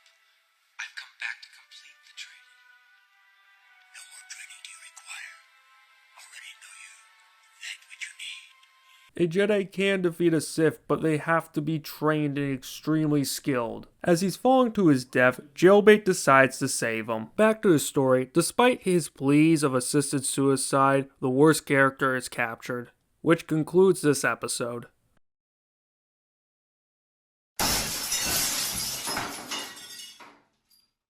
It's hours after the battle, and you see that Bo-Katan gives back Jailbait's lightsabers. It seems a little coincidental that she was able to find them. They're such small objects to find in a city turning into rubble. I know it's not as bad when Rey discovers Anakin's old lightsaber, but that still would be a really hard find. It's a coincidence that helps out the good guys even though they're supposed to earn their way to success. Anyway, Bo-Katan compliments Jailbait by saying that it's tough to capture Maul, but she shrugs it off and says that she only did it because the council wanted her to do it. Does this sound like a former Jedi that left the Jedi Council on their own accord? Definitely not. Not only that, Jailbait compliments Bo-Katan by saying that she learned a lot from her. When has she taught her anything? The whole dynamic was she got recruited by the Mandalorians, they went to the Republic to get soldiers, and then they fought in a civil war. There was no time, no dialogue to really develop their relationship. This was a poor attempt by the writers to try to show that Jailbait isn't a Mary Sue, but there's no evidence of her mentoring her. Additionally, she's applying this to Anakin as well. I'm not saying he's the only Jedi that taught her, but he's certainly the Jedi that taught her the most. Plus, at this point, when you compare how Jailbait turned out to Anakin, you can argue that Anakin is a better master than Obi-Wan. If you are saying that shouldn't be the case, I agree with you 100%, but this is how the show wrote it. Even though Anakin became more powerful and eventually brought balance to the Force, it was at the cost of the near extinction of the Jedi. While Jailbait, despite leaving the Jedi Order, she still fought alongside the good guys. I understand that Obi-Wan wasn't supposed to be a great Jedi Master in the prequels, and what I mean by that is, sure, he was a great Jedi, but he really wasn't supposed to be depicted as the most effective mentor. You can tell that he was wise, but at the same time, you can tell that his teachings really weren't working on Anakin. He eventually became a great teacher in the Force, but he certainly wasn't that way during the prequels. What kind of nonsense is this? Put me on the council and not make me a master? It's never been done in the history of the Jedi. It's insulting. Calm down, Anakin. You have been given a great honor. To be on the council at your age, it's never happened before. The fact of the matter is you are too close to the Chancellor. The council doesn't like it when he interferes in Jedi affairs. I swear to you, I didn't ask to be put on the council. But it's what you wanted. I've just been so frustrated with the council. You are strong and wise, Anakin, and I am very proud of you. Well, that was a load of shit. When it comes to the other side of the aisle, Anakin is an anti-hero that lacks discipline and maturity. Obi-Wan should be the better master between the two of them, but that's simply not the case here. After the scene that overlaps with Revenge of the Sith, Jailbait walks in on the Jedi Council. Wow, they're not even mad at her for using their forces without their permission. Not only that, interfering in a war that doesn't affect the Republic. I understand that capturing Maul might technically be morally good, but at the same time though, these were the same forces that could have helped defend Coruscant. I'm aware that the Republic still won that battle, but wouldn't it have gone a lot easier if they had more reinforcements? Additionally, this is Coruscant, which is the capital of the Republic, full of a bunch of important politicians. That really throws out her criticism of the Council doing the Chancellor's bidding. Moving forward, she said this. I did my duty as a citizen. Not as a Jedi. No, not yet. Wow, it's as if her leaving the Jedi Order wasn't really that substantiated. The fact that Yoda seems slightly miffed that she didn't do it as a Jedi shows that it was really her own doing for leaving the Order. Please don't tell me that she is subtly saying that she doesn't want to be a Jedi, because if that's the case, she is hypocritical for going to Coruscant on a Republic cruiser. I shouldn't be surprised. Lacking motivation is a trait of a Mary Sue. Not only that, she didn't even tell them about the worst character's premonitions. I do understand why she wants to withhold some of the information from the Jedi, because she wouldn't tell them about the Anakin part for his sake. I'm not saying the Jedi would fully believe what the worst character is saying, but at the same time, they would at least appreciate some information about this. When standing in her shoes and knowing that she's all about doing the right thing, it would only make sense if she would relay this information. Yet, She doesn't. Right after this, Jailbait asks if she could speak to Anakin. Not only does she learn that he is not available at this time because he's with the Chancellor, but she learns that Obi-Wan's on Utapau because he's going after General Grievous. Then this happens. Then the war could be over soon. That depends on the Chancellor. What do you mean? I'm sorry, citizen. These matters are for the Council to discuss. So he was perfectly fine with telling her about the invasion, but when it came to the Chancellor, he kept that a secret? I am perfectly fine with him being covert, but why would he also tell her about the invasion? Since he views her as a citizen, would he not tell her anything? Perhaps they're trying to show him as a hypocrite, but he more so just looks stupid. Yes, he was being hypocritical here, but this doesn't make it seem as if that he was always hypocritical, especially during her trial, due to the fact that this scene takes place well after she left the Order. And let's not forget about how much of a hypocrite she is at the end of the day. Moving on with the story, right before the Republic leaves for Coruscant, Bo-Katan and her entourage delivers the worst character in his chamber. Then we are exposed to massive padding. For nearly 4 minutes, almost nothing goes on. The only part of it that actually mattered was seeing the worst character placed in the detention center. But still, it's a really small percentage of it. This small aspect is technically show don't tell, but the rest of it is just superfluous. Following up with that, we get Jailbait talking about a super common theme in this show. Is war peace? As a Jedi, we were trained to be keepers of the peace, not soldiers. But all I've been since I was a Padawan is a soldier. I guess this scene is demonstrating why Jailbait doesn't want to be in the Jedi Council, due to the fact that being a Jedi is the equivalent to being a soldier. An accurate observation, but at the same time, she is the same person that bitched out at Obi-Wan for not interfering in another war. Please don't tell me that she's avoiding the council because she actually is pro-war. She definitely needed Siposaurus Rex to point out that there were some positives to this war. He brings up a good point. Without them, who would donate to her Patreon? Oh, wait. I have 50 million power in Rise of King. Once Siposaurus is called in for a briefing, he invites Jailbait to come along, but she politely declines because she says it's probably good news? She clearly cares about the war effort, so wouldn't she want to hear it? You're going to see why the writers didn't want her there, but at the same time, that's a strange excuse. Anyway, it cuts to the worst character being guarded by 2 clone troopers outside his cell. Remember this for later. During this time, both the worst character and Jailbait have forced premonitions of Anakin betraying Mace Windu. When you hear the voices, you hear both Hayden Christensen and Matt Lanter. Not only are those 2 different actors who play the same character, but you clearly tell that they cheaped out on this. They clearly got the audio from Revenge of the Sith. Why couldn't they re-record the audio with Matt Lanter? Now, I am not implying that Hayden Christensen is a bad actor. I do believe in Lucas's statement that the writing is what hurt Anakin's character. However, the show has Matt Lanter as the actor for Anakin, and so they should just consistently use him. Because using 2 different voice actors for the same character makes it sound as if it's 2 different characters. I know someone might bring up that most people that have watched this series have seen the movies, so they'll know who the character is. Well, you are going to see my rebuttal to that claim in a little bit. Back to the episode. The Emperor gives Siposaurus Rex Order 66, which turns him and his clones into incels. On a more serious note, Siposaurus refers to him as Lord Sidious? Yes, Lord Sidious. Versus how the clones addressed him in Revenge of the Sith. Yes, my lord.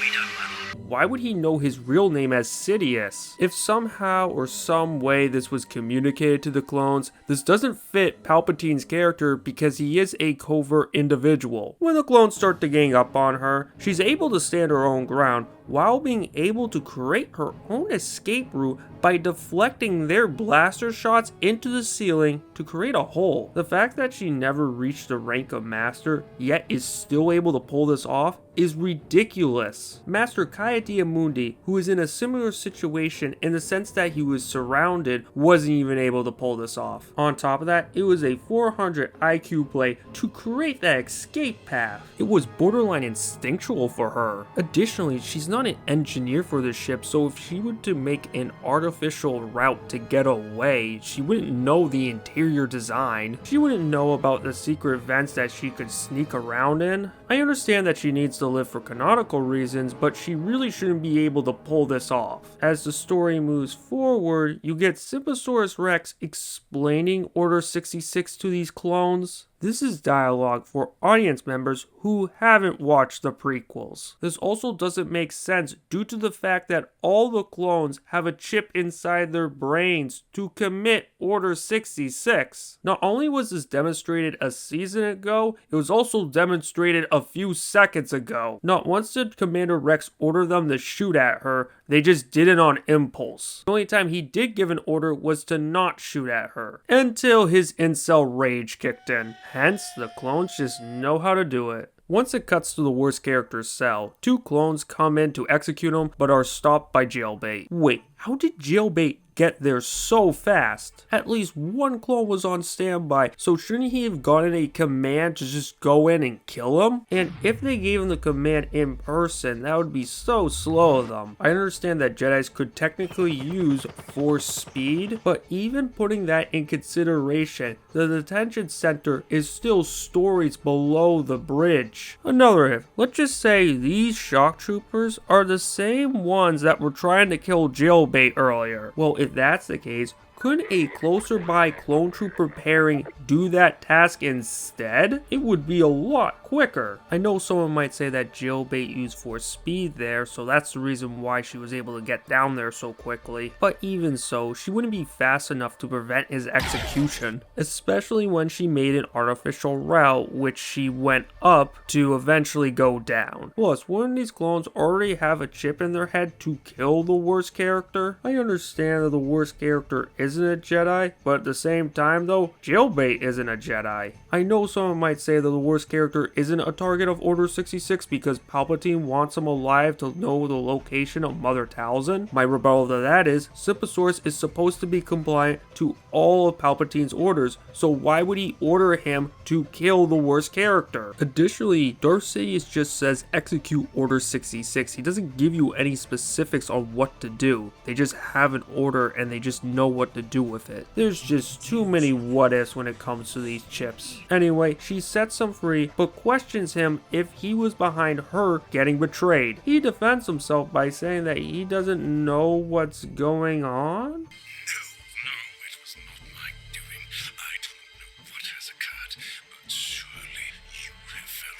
So the show is trying to demonstrate to us that Mr. Nostradamus can't put 2 to 2 together right now. I'm not saying he needs to know every single detail of Darth Sidious's plan. However, he should assume that the reason why the clones were trying to kill him was because of Darth Sidious. He did say Darth Sidious was behind everything. I know eventually he puts 2 to 2 together, but he's also the same character that knows a lot about what's happening behind the scenes. Back to the story, the worst character thinks that he got rescued from Jailbait because they're teaming up, but in reality she explains that she is using him as an armless diversion. After Siposaurus orders the escape pods to be destroyed, Jailbait heads to the droid bay, and for some reason all these droids crowd around her as if she's their ringleader. So these astromechs, who are supposed to be loyal to the Republic, are taking Jailbait's side? She didn't even try to convince them, they just joined her. I would understand if they established a previous relationship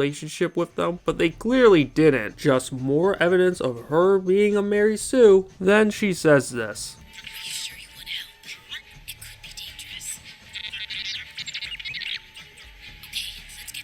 She asked that so passively. Obviously she wanted help when she went to the droid bay while being chased down by a ton of clones that want to kill her. I'm not saying it's not dangerous to help her, but she is in a life or death situation, so she should have phrased it way differently. It could be as simple as, Continuing onward, Jailbait goes through the droid's memory to see what happened with Fives. There's some information that's sealed off, so she uses Anakin's passcode. I understand that it's Anakin, but why would he do that? Not only does Jailbait know about it, but so does Simposaurus Rex. And you can definitely tell that Simposaurus knows as well, because that's how she's able to access the final log. I do find it hilarious that people argue that the Clone Wars show is good because it makes Anakin's character better, but in reality they just made him more stupid. What are you looking so sad about?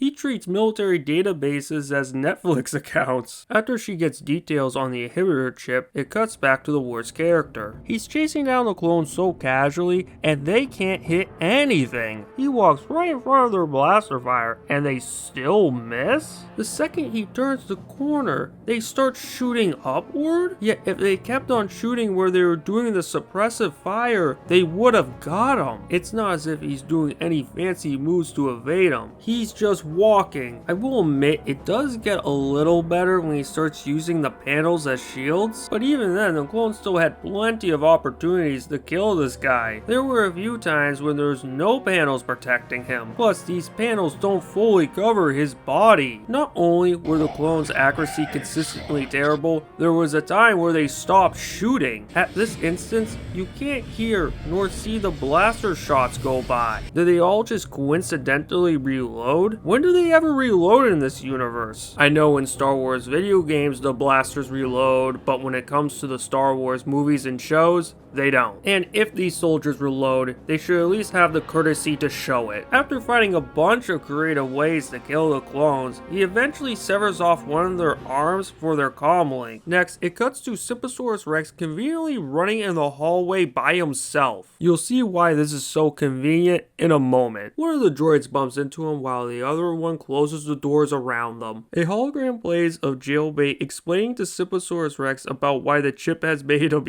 evil.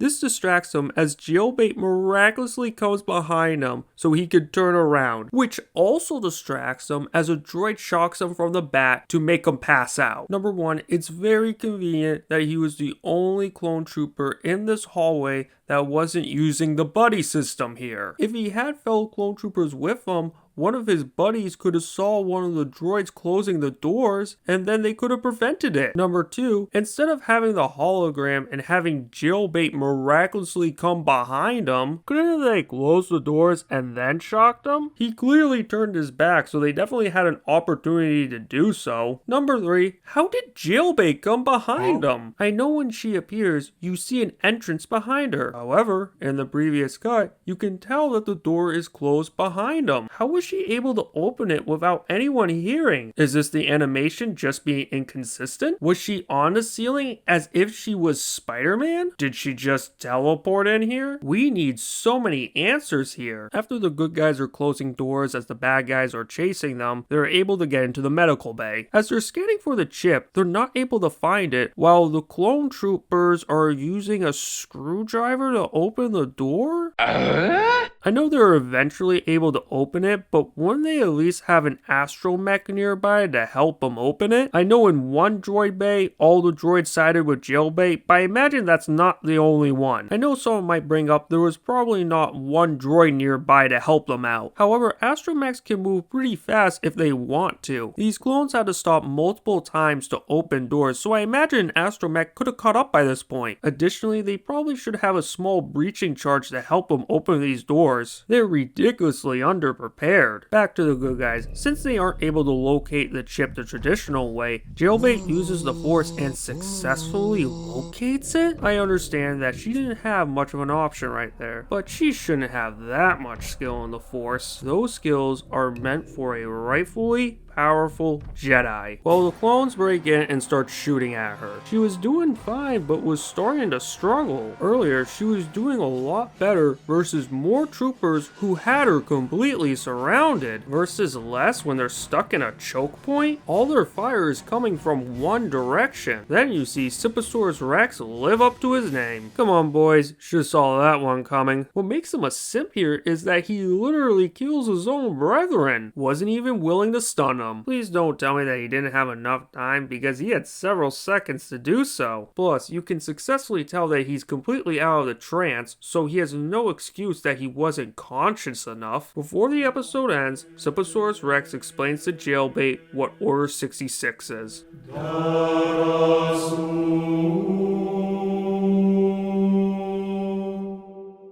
Wait, I realized something. They completely got rid of the Jedi fortune cookies. In my very first review of this show, I criticized how the Jedi fortune cookies ruined the subtlety of it. They would tell you the theme of the show, even though it was pretty easy to interpret what it was. They were very superfluous. Now back to the negativity. As the clones are breaching down a door, Jailbait and Siposaurus say this. Which is? Just set those things to stun. We're not trying to kill anyone. I'll tell that to them. Siposaurus, who is written to be a character that cares about his clone brethren, yet he seems more vitriolic to his own clone brothers than Jailbait does. Additionally, Jailbait says that they shouldn't try to kill them, but her first action against them is this? Kill-tacular. There's absolutely no way that they would survive that. I think a much better way of not trying to kill them is by waiting until the door falls down, they start shooting at her, and then she uses her lightsaber to deflect the blaster shots upward. We definitely know that's possible because we saw her do it in the bridge. Oh look, the clones that are supposed to be watching the door completely look away to see the sight. Wow, this is one hell of an army. As Siposaurus stuns the rest of the clones breaching, there are a couple clones coming down the hall from his 3 o'clock position that he looks at once, then the show cuts away? You can tell that they made some last minute cuts here because there's no animation of Siposaurus shooting that way, nor is there any retaliation back from those clones. Plus, when you see a few seconds afterwards when he turns to his 9 o'clock, there's no clones running behind him. Not only that, multiple times they forgot to animate Siposaurus's kama, and if you don't know what a kama is, it's the armor piece that looks like a skirt. Anyway, the incel clones can't get them because they're super inaccurate, while they also only attack in one small group at a time.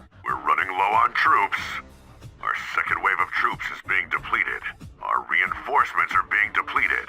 After Siposaurus and Jailbait start looking for a shuttle, it cuts to the worst character listening to the comlink. Speaking of which, I'm surprised that Captain Rex doesn't have any form of communication with the clones. Since he was promoted to commander, I would imagine that he would want some sort of device that would help him listen to what his clone brethren are doing on the battle. The fact that a commander didn't have this device, yet a random clone trooper did, just doesn't make any sense. While the worst character is listening to the clones chatter, we hear that the clones have no clue that Siposaurus has gone AWOL? So many clone troopers saw this happening, but no one reported it? I know someone might bring up, well, it was happening so quickly, no one was able to talk about it. Well, my counter to that is, the clones are on the offense, so they somewhat dictate the tempo of the battle. Instead of charging them when they're right outside the door, maybe they could have taken cover, and then they would have had time to communicate it. But even then, you see a bunch of clones that aren't incapacitated while a door is closing. They can clearly see him betraying them, yet no one reported on that? And their communication skills just get worse from here. Once the worst character is able to make it to the hyperdrive room, he's able to clean up shop. A big factor to why he's able to be successful is due to the clones' incompetencies. It starts out just fine with him catching one of them by surprise. But there's another clone on the walkway that only takes one shot at the worst character? He easily could have taken at least 3 shots there. Please don't tell me that the blaster that he used there has a slow rate of fire, because shortly thereafter, you'll see why. After clearing the walkway, they're still not able to hit him even though he's running a predictable path. It's a narrow platform, he's running in a straight line, Guys, it's not as if he's going to be twisting and turning. Then it cuts to a privileged clone trooper with a comm link. When we're away from the action, you can only hear one blaster shot being fired. There's absolutely no excuse for why they weren't shooting more, especially when they have multiple troopers. Yet the worst character is able to use the Force and make the privileged clone trooper shoot much more rapidly when it's against his own brothers. That's the fastest a clone has shot their blaster in the entire arc. Please don't tell me that these clones aren't accurate enough to shoot full auto. Number one, if they weren't that accurate to shoot full auto, then why would they give them weapons that can do so? Number two, they go full auto in this show plenty of times before this arc. After he gets through that trio of clones, he's running straight to a clone who doesn't even have his gun pointed at him. Even the clones I criticized beforehand at least were pointing their weapon towards their target. It looks like he doesn't even know what's going on. To make matters even worse, he probably has the worst accuracy in the entire clone army because the worst character is charging right at him and yet he still misses. I get that the worst character at least made some sort of effort to dodge. Well, at least for the first shot. But at the same time, though, he should still be able to hit him. What kind of shot is that? Despite how egregiously awful this clone trooper is, let's not forget about his buddy over here to the left. Once the camera's away from him, he doesn't take a single shot until the camera cuts back to him. And of course, he gets knocked off the edge. Since he cleared out the room, he's able to destroy the hyperdrive, which makes the ship go off course. During this destruction, a group of clones come running through the doorway to the worst character without shooting. If you're going on a clear suicide mission, you might as well take a chance and shoot your blaster. Please don't tell me that this is not a suicide mission on this group's part, because you can clearly tell that the room is being destroyed, and to no one's surprise, they get crushed. As the damaged ship gets out of hyperspace, it heads straight for a moon. Fun fact, this moon doesn't even have a name. It's not a big deal, but places in Star Wars usually have a name to it. Anyway, during the cruiser's descent, Supersource Rex and Jailbait make it to the hangar control room, which doesn't have a single guard protecting it. I understand that they have intelligent officers there, but they're not known for being guards or soldiers, especially when they're not armed with weapons. And you'll see the importance of this room soon. When they are knocking out the crew, you hear a weird sound effect for Jailbait's force push. I don't know if this is the music or a sound effect that they added afterwards, but that sounds like a gun shooting. Shouldn't it sound as if your ears are vibrating? Moving forward, Jailbait orders the droids to open the hangar doors and prep the shuttle. The clones really could have used some armed guards in that room. No! Not saying that would definitely keep the room protected, but it definitely raises their chances. As the worst character finds out that the clones are going to the hangar, the duo figures out that the hyperdrive is destroyed and they're heading straight for that moon. Once the main hangar's doors start to open, you start to hear foghorns in the music, and one of them is hilariously out of place. The first one is perfectly fine because you see how close they are to the moon and it really raises the tension, but the second one just focuses on her face. There's nothing daunting about the way she looks. Oh, wait. Continuing onward, once they see the hangar doors open, they see their shuttle and they see a bunch of clones waiting for them. What's odd about this is that there's no blue shield protecting them from being sucked out into outer space? How are they able to stay there with a ship moving so fast and with there being no gravity? I do understand that Star Wars isn't 100% scientifically accurate, but at the same time, this definitely does affect the plot. When you hear blaster shots in space, that doesn't make sense. However, it doesn't affect the plot. The clones holding ground there is part of the conflict of the story. It's comparable to The Last Jedi when Leia survived in space. She needed to survive so Holdo can do her suicide mission. So that foundation of that plot line is very dumb, and it certainly wasn't the only plotline that had issues in that movie, but that's a story for another day. One thing I definitely want to point out here is that these clones are standing in this box formation. This wouldn't provide any sort of value to them. I understand that they're going up against people without blasters, but they still have a ranged weapon to go up against. Numerous times you see them use the Force to attack enemies at a distance. They should be in a position where they're taking cover rather than standing in a killing field. They're just standing there. We're tired, Lee! Additionally, they should have divided their forces in half and have them guard both hangars instead of guarding in between them due to the fact that these hangars have ships in them. There's only one way they can have their enemies escape, then we get dialogue with these two heroes. So what do we do? Find our way to the shuttle? There are too many. Besides, I don't want to hurt them.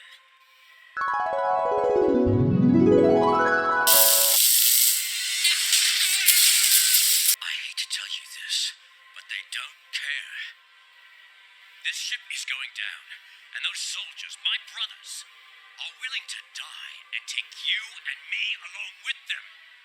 Not only is Jailbait being hypocritical, but more importantly, Supersaurus really wants to fight his own brothers even though he values them. You hear him vouching for violence while you hear her vouching for peace? For what we know of Supersaurus' character, wouldn't he want to find another route around so they don't have to fight them? I mean, that definitely should be an option that Jailbait to bring up because she was able to cut through the ship and find a route to get to the worst character's cell. Jailbait, for reasons, decides to become someone that wants to avoid conflict as much as possible, even though that definitely isn't her character, especially when she's coming off a military victory that helped end a war on a planet. I understand that she used to work alongside the clones, so there might be something personal there, but Sipisaurus Rex, who worked way more alongside the clones, doesn't even think this way. He knows it's not their own will, it's the chip inside their brains that's controlling them. I'm not saying he doesn't care for his clones, because you definitely see him visually cry over this, but he wants to fight the clones way more than his counterpart, who is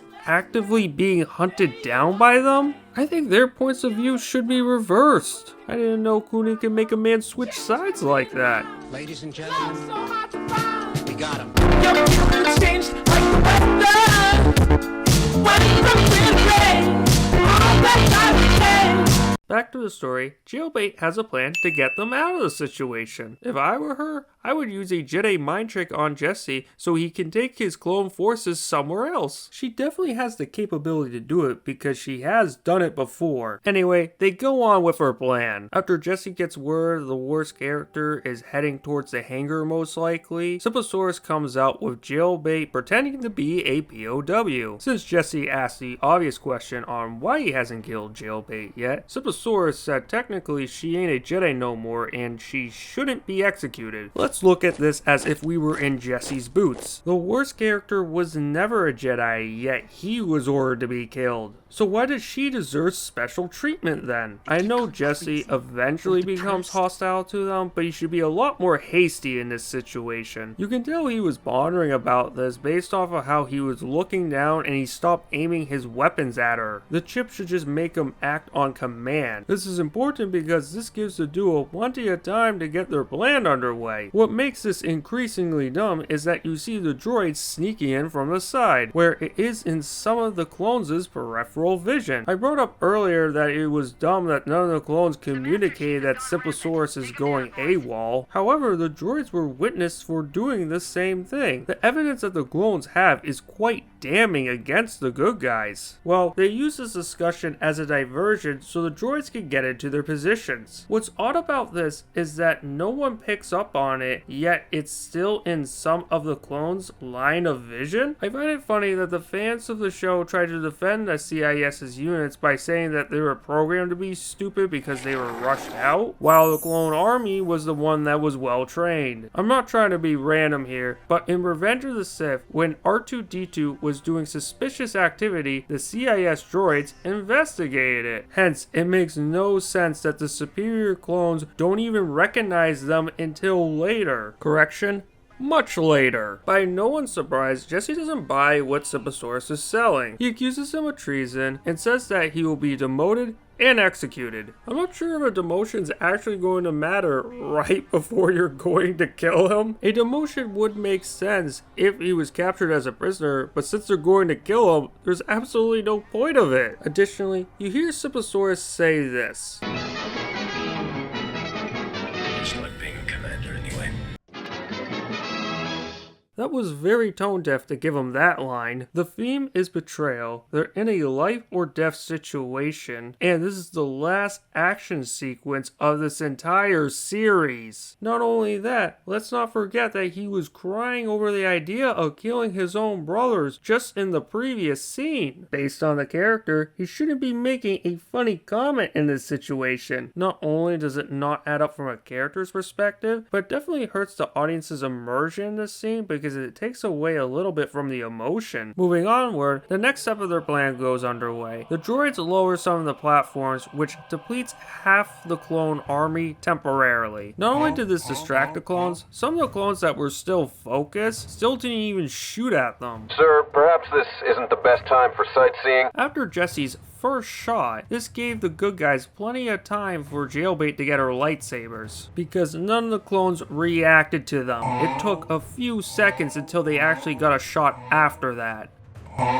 Since Jesse shot his blaster, that means that the clones could also shoot right after that. I do find it hilarious that the first light starts to shoot at them, and then the second light starts to shoot after that. I know they eventually did, but they could have shot a lot sooner. The clones' rules of engagement is a turn-based RPG, and let's not forget that they're fighting as if they have super inaccurate muskets. There's no need for them to be in a box formation right in the middle. They might as well have the troopers on the side closer to where the ships actually are. Well, going back to the story, the duo is able to clear out all the clones in their way, and they start to chase after the worst character, who's making a dash for a ship. I do find it strange during their chase that Siposaurus doesn't take one shot at the worst character. Please don't tell me that he was too focused on the clones that he was fighting. You can tell that they cleared out all the clones temporarily. On top of that, you did see Siposaurus running behind Jailbait, but then you just see him standing there being completely idled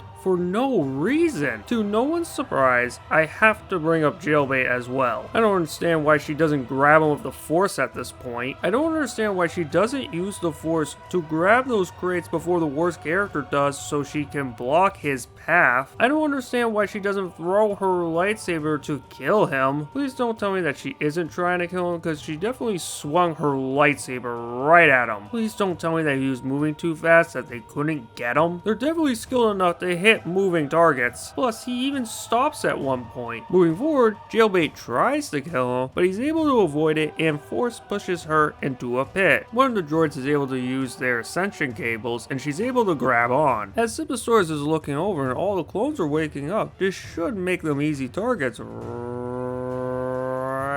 Instead, the codes can't even hit them. At least Jailbait's using one of her lightsabers to block, but Siposaurus is just right over the ledge. Obviously, Jailbait's able to get out of the pit, and she sees the worst character escaping on a ship. Not only were the clones not able to hit her as she was climbing up the ascension cable, they were also not able to hit her as she was completely focused on the worst character's ship. She's using the Force to hold the ship back while the clones can only hit Siposaurus once. Anyway, Jailbait's able to form a hole in the ground, and they both fall to the lower level. What's strange here, when they first fall down, you can tell that Jailbait lands pretty smoothly. Based on her stance, you can tell that she's ready to fight. However, once it cuts, you can tell she's not set yet. There's no consistency there. Then they confront a whole garrison of clones. My other issue with the clones is their hesitation. Just look at how long it takes for them to finally start shooting at them.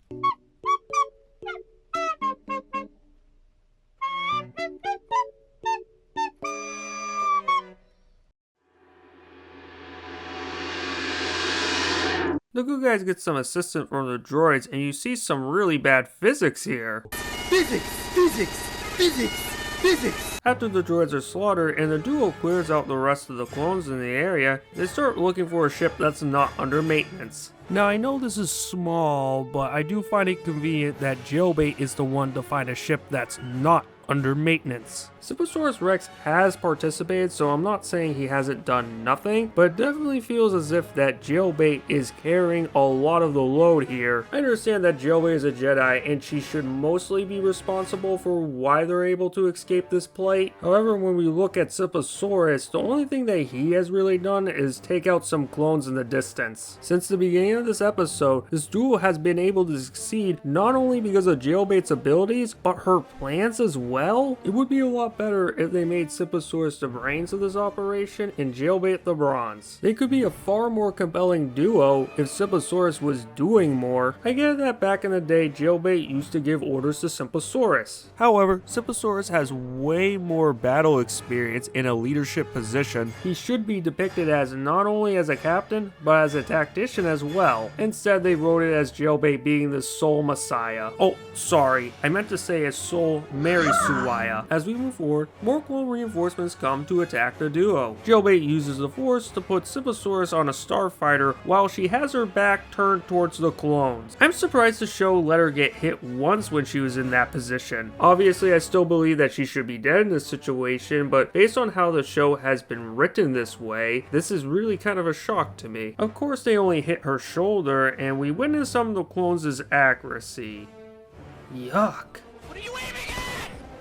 Jailbait does get shot again, but it doesn't matter because the bridge blows up, which sends everyone on foot in free fall. I do find it funny that the show tries to make it intense with her getting shot. I know this is not the show's fault, but the supposedly the dead seed is really diminished by the fact that we both know that Jailbait and Siposaurus are going to live. I'm going to compare this to the climax in Revenge of the Sith. Reason being, Clone Wars Season 6 concluded, then followed up with the entirety of Rebels. Hence, we could treat Season 7 like a prequel and the Filoni Star Wars. When people who watched the OT saw Revenge of the Sith for the first time, they all knew Anakin and Obi-Wan were going to live. But not only did they learn how Anakin got into his suit, we learned that Anakin was so determined to achieve his dark goals that he was willing to kill his best friend and his wife. In Return of the Jedi, that's the reason why Obi-Wan didn't think Darth Vader was redeemable. Versus Season 7's Episode 12's climax, it seems as if they're fighting zombies out there. Jesse and his clones didn't have character arcs. There's just far less character development here. Jailbait tries to get into Siposaurus' ship, but she eventually just falls into the atmosphere where she has to glide her way to it. Just how it was in the first episode in the arc, she's able to glide through the sky. Except this time, it's with a ton of debris. Wow, she's more impressive than her former master.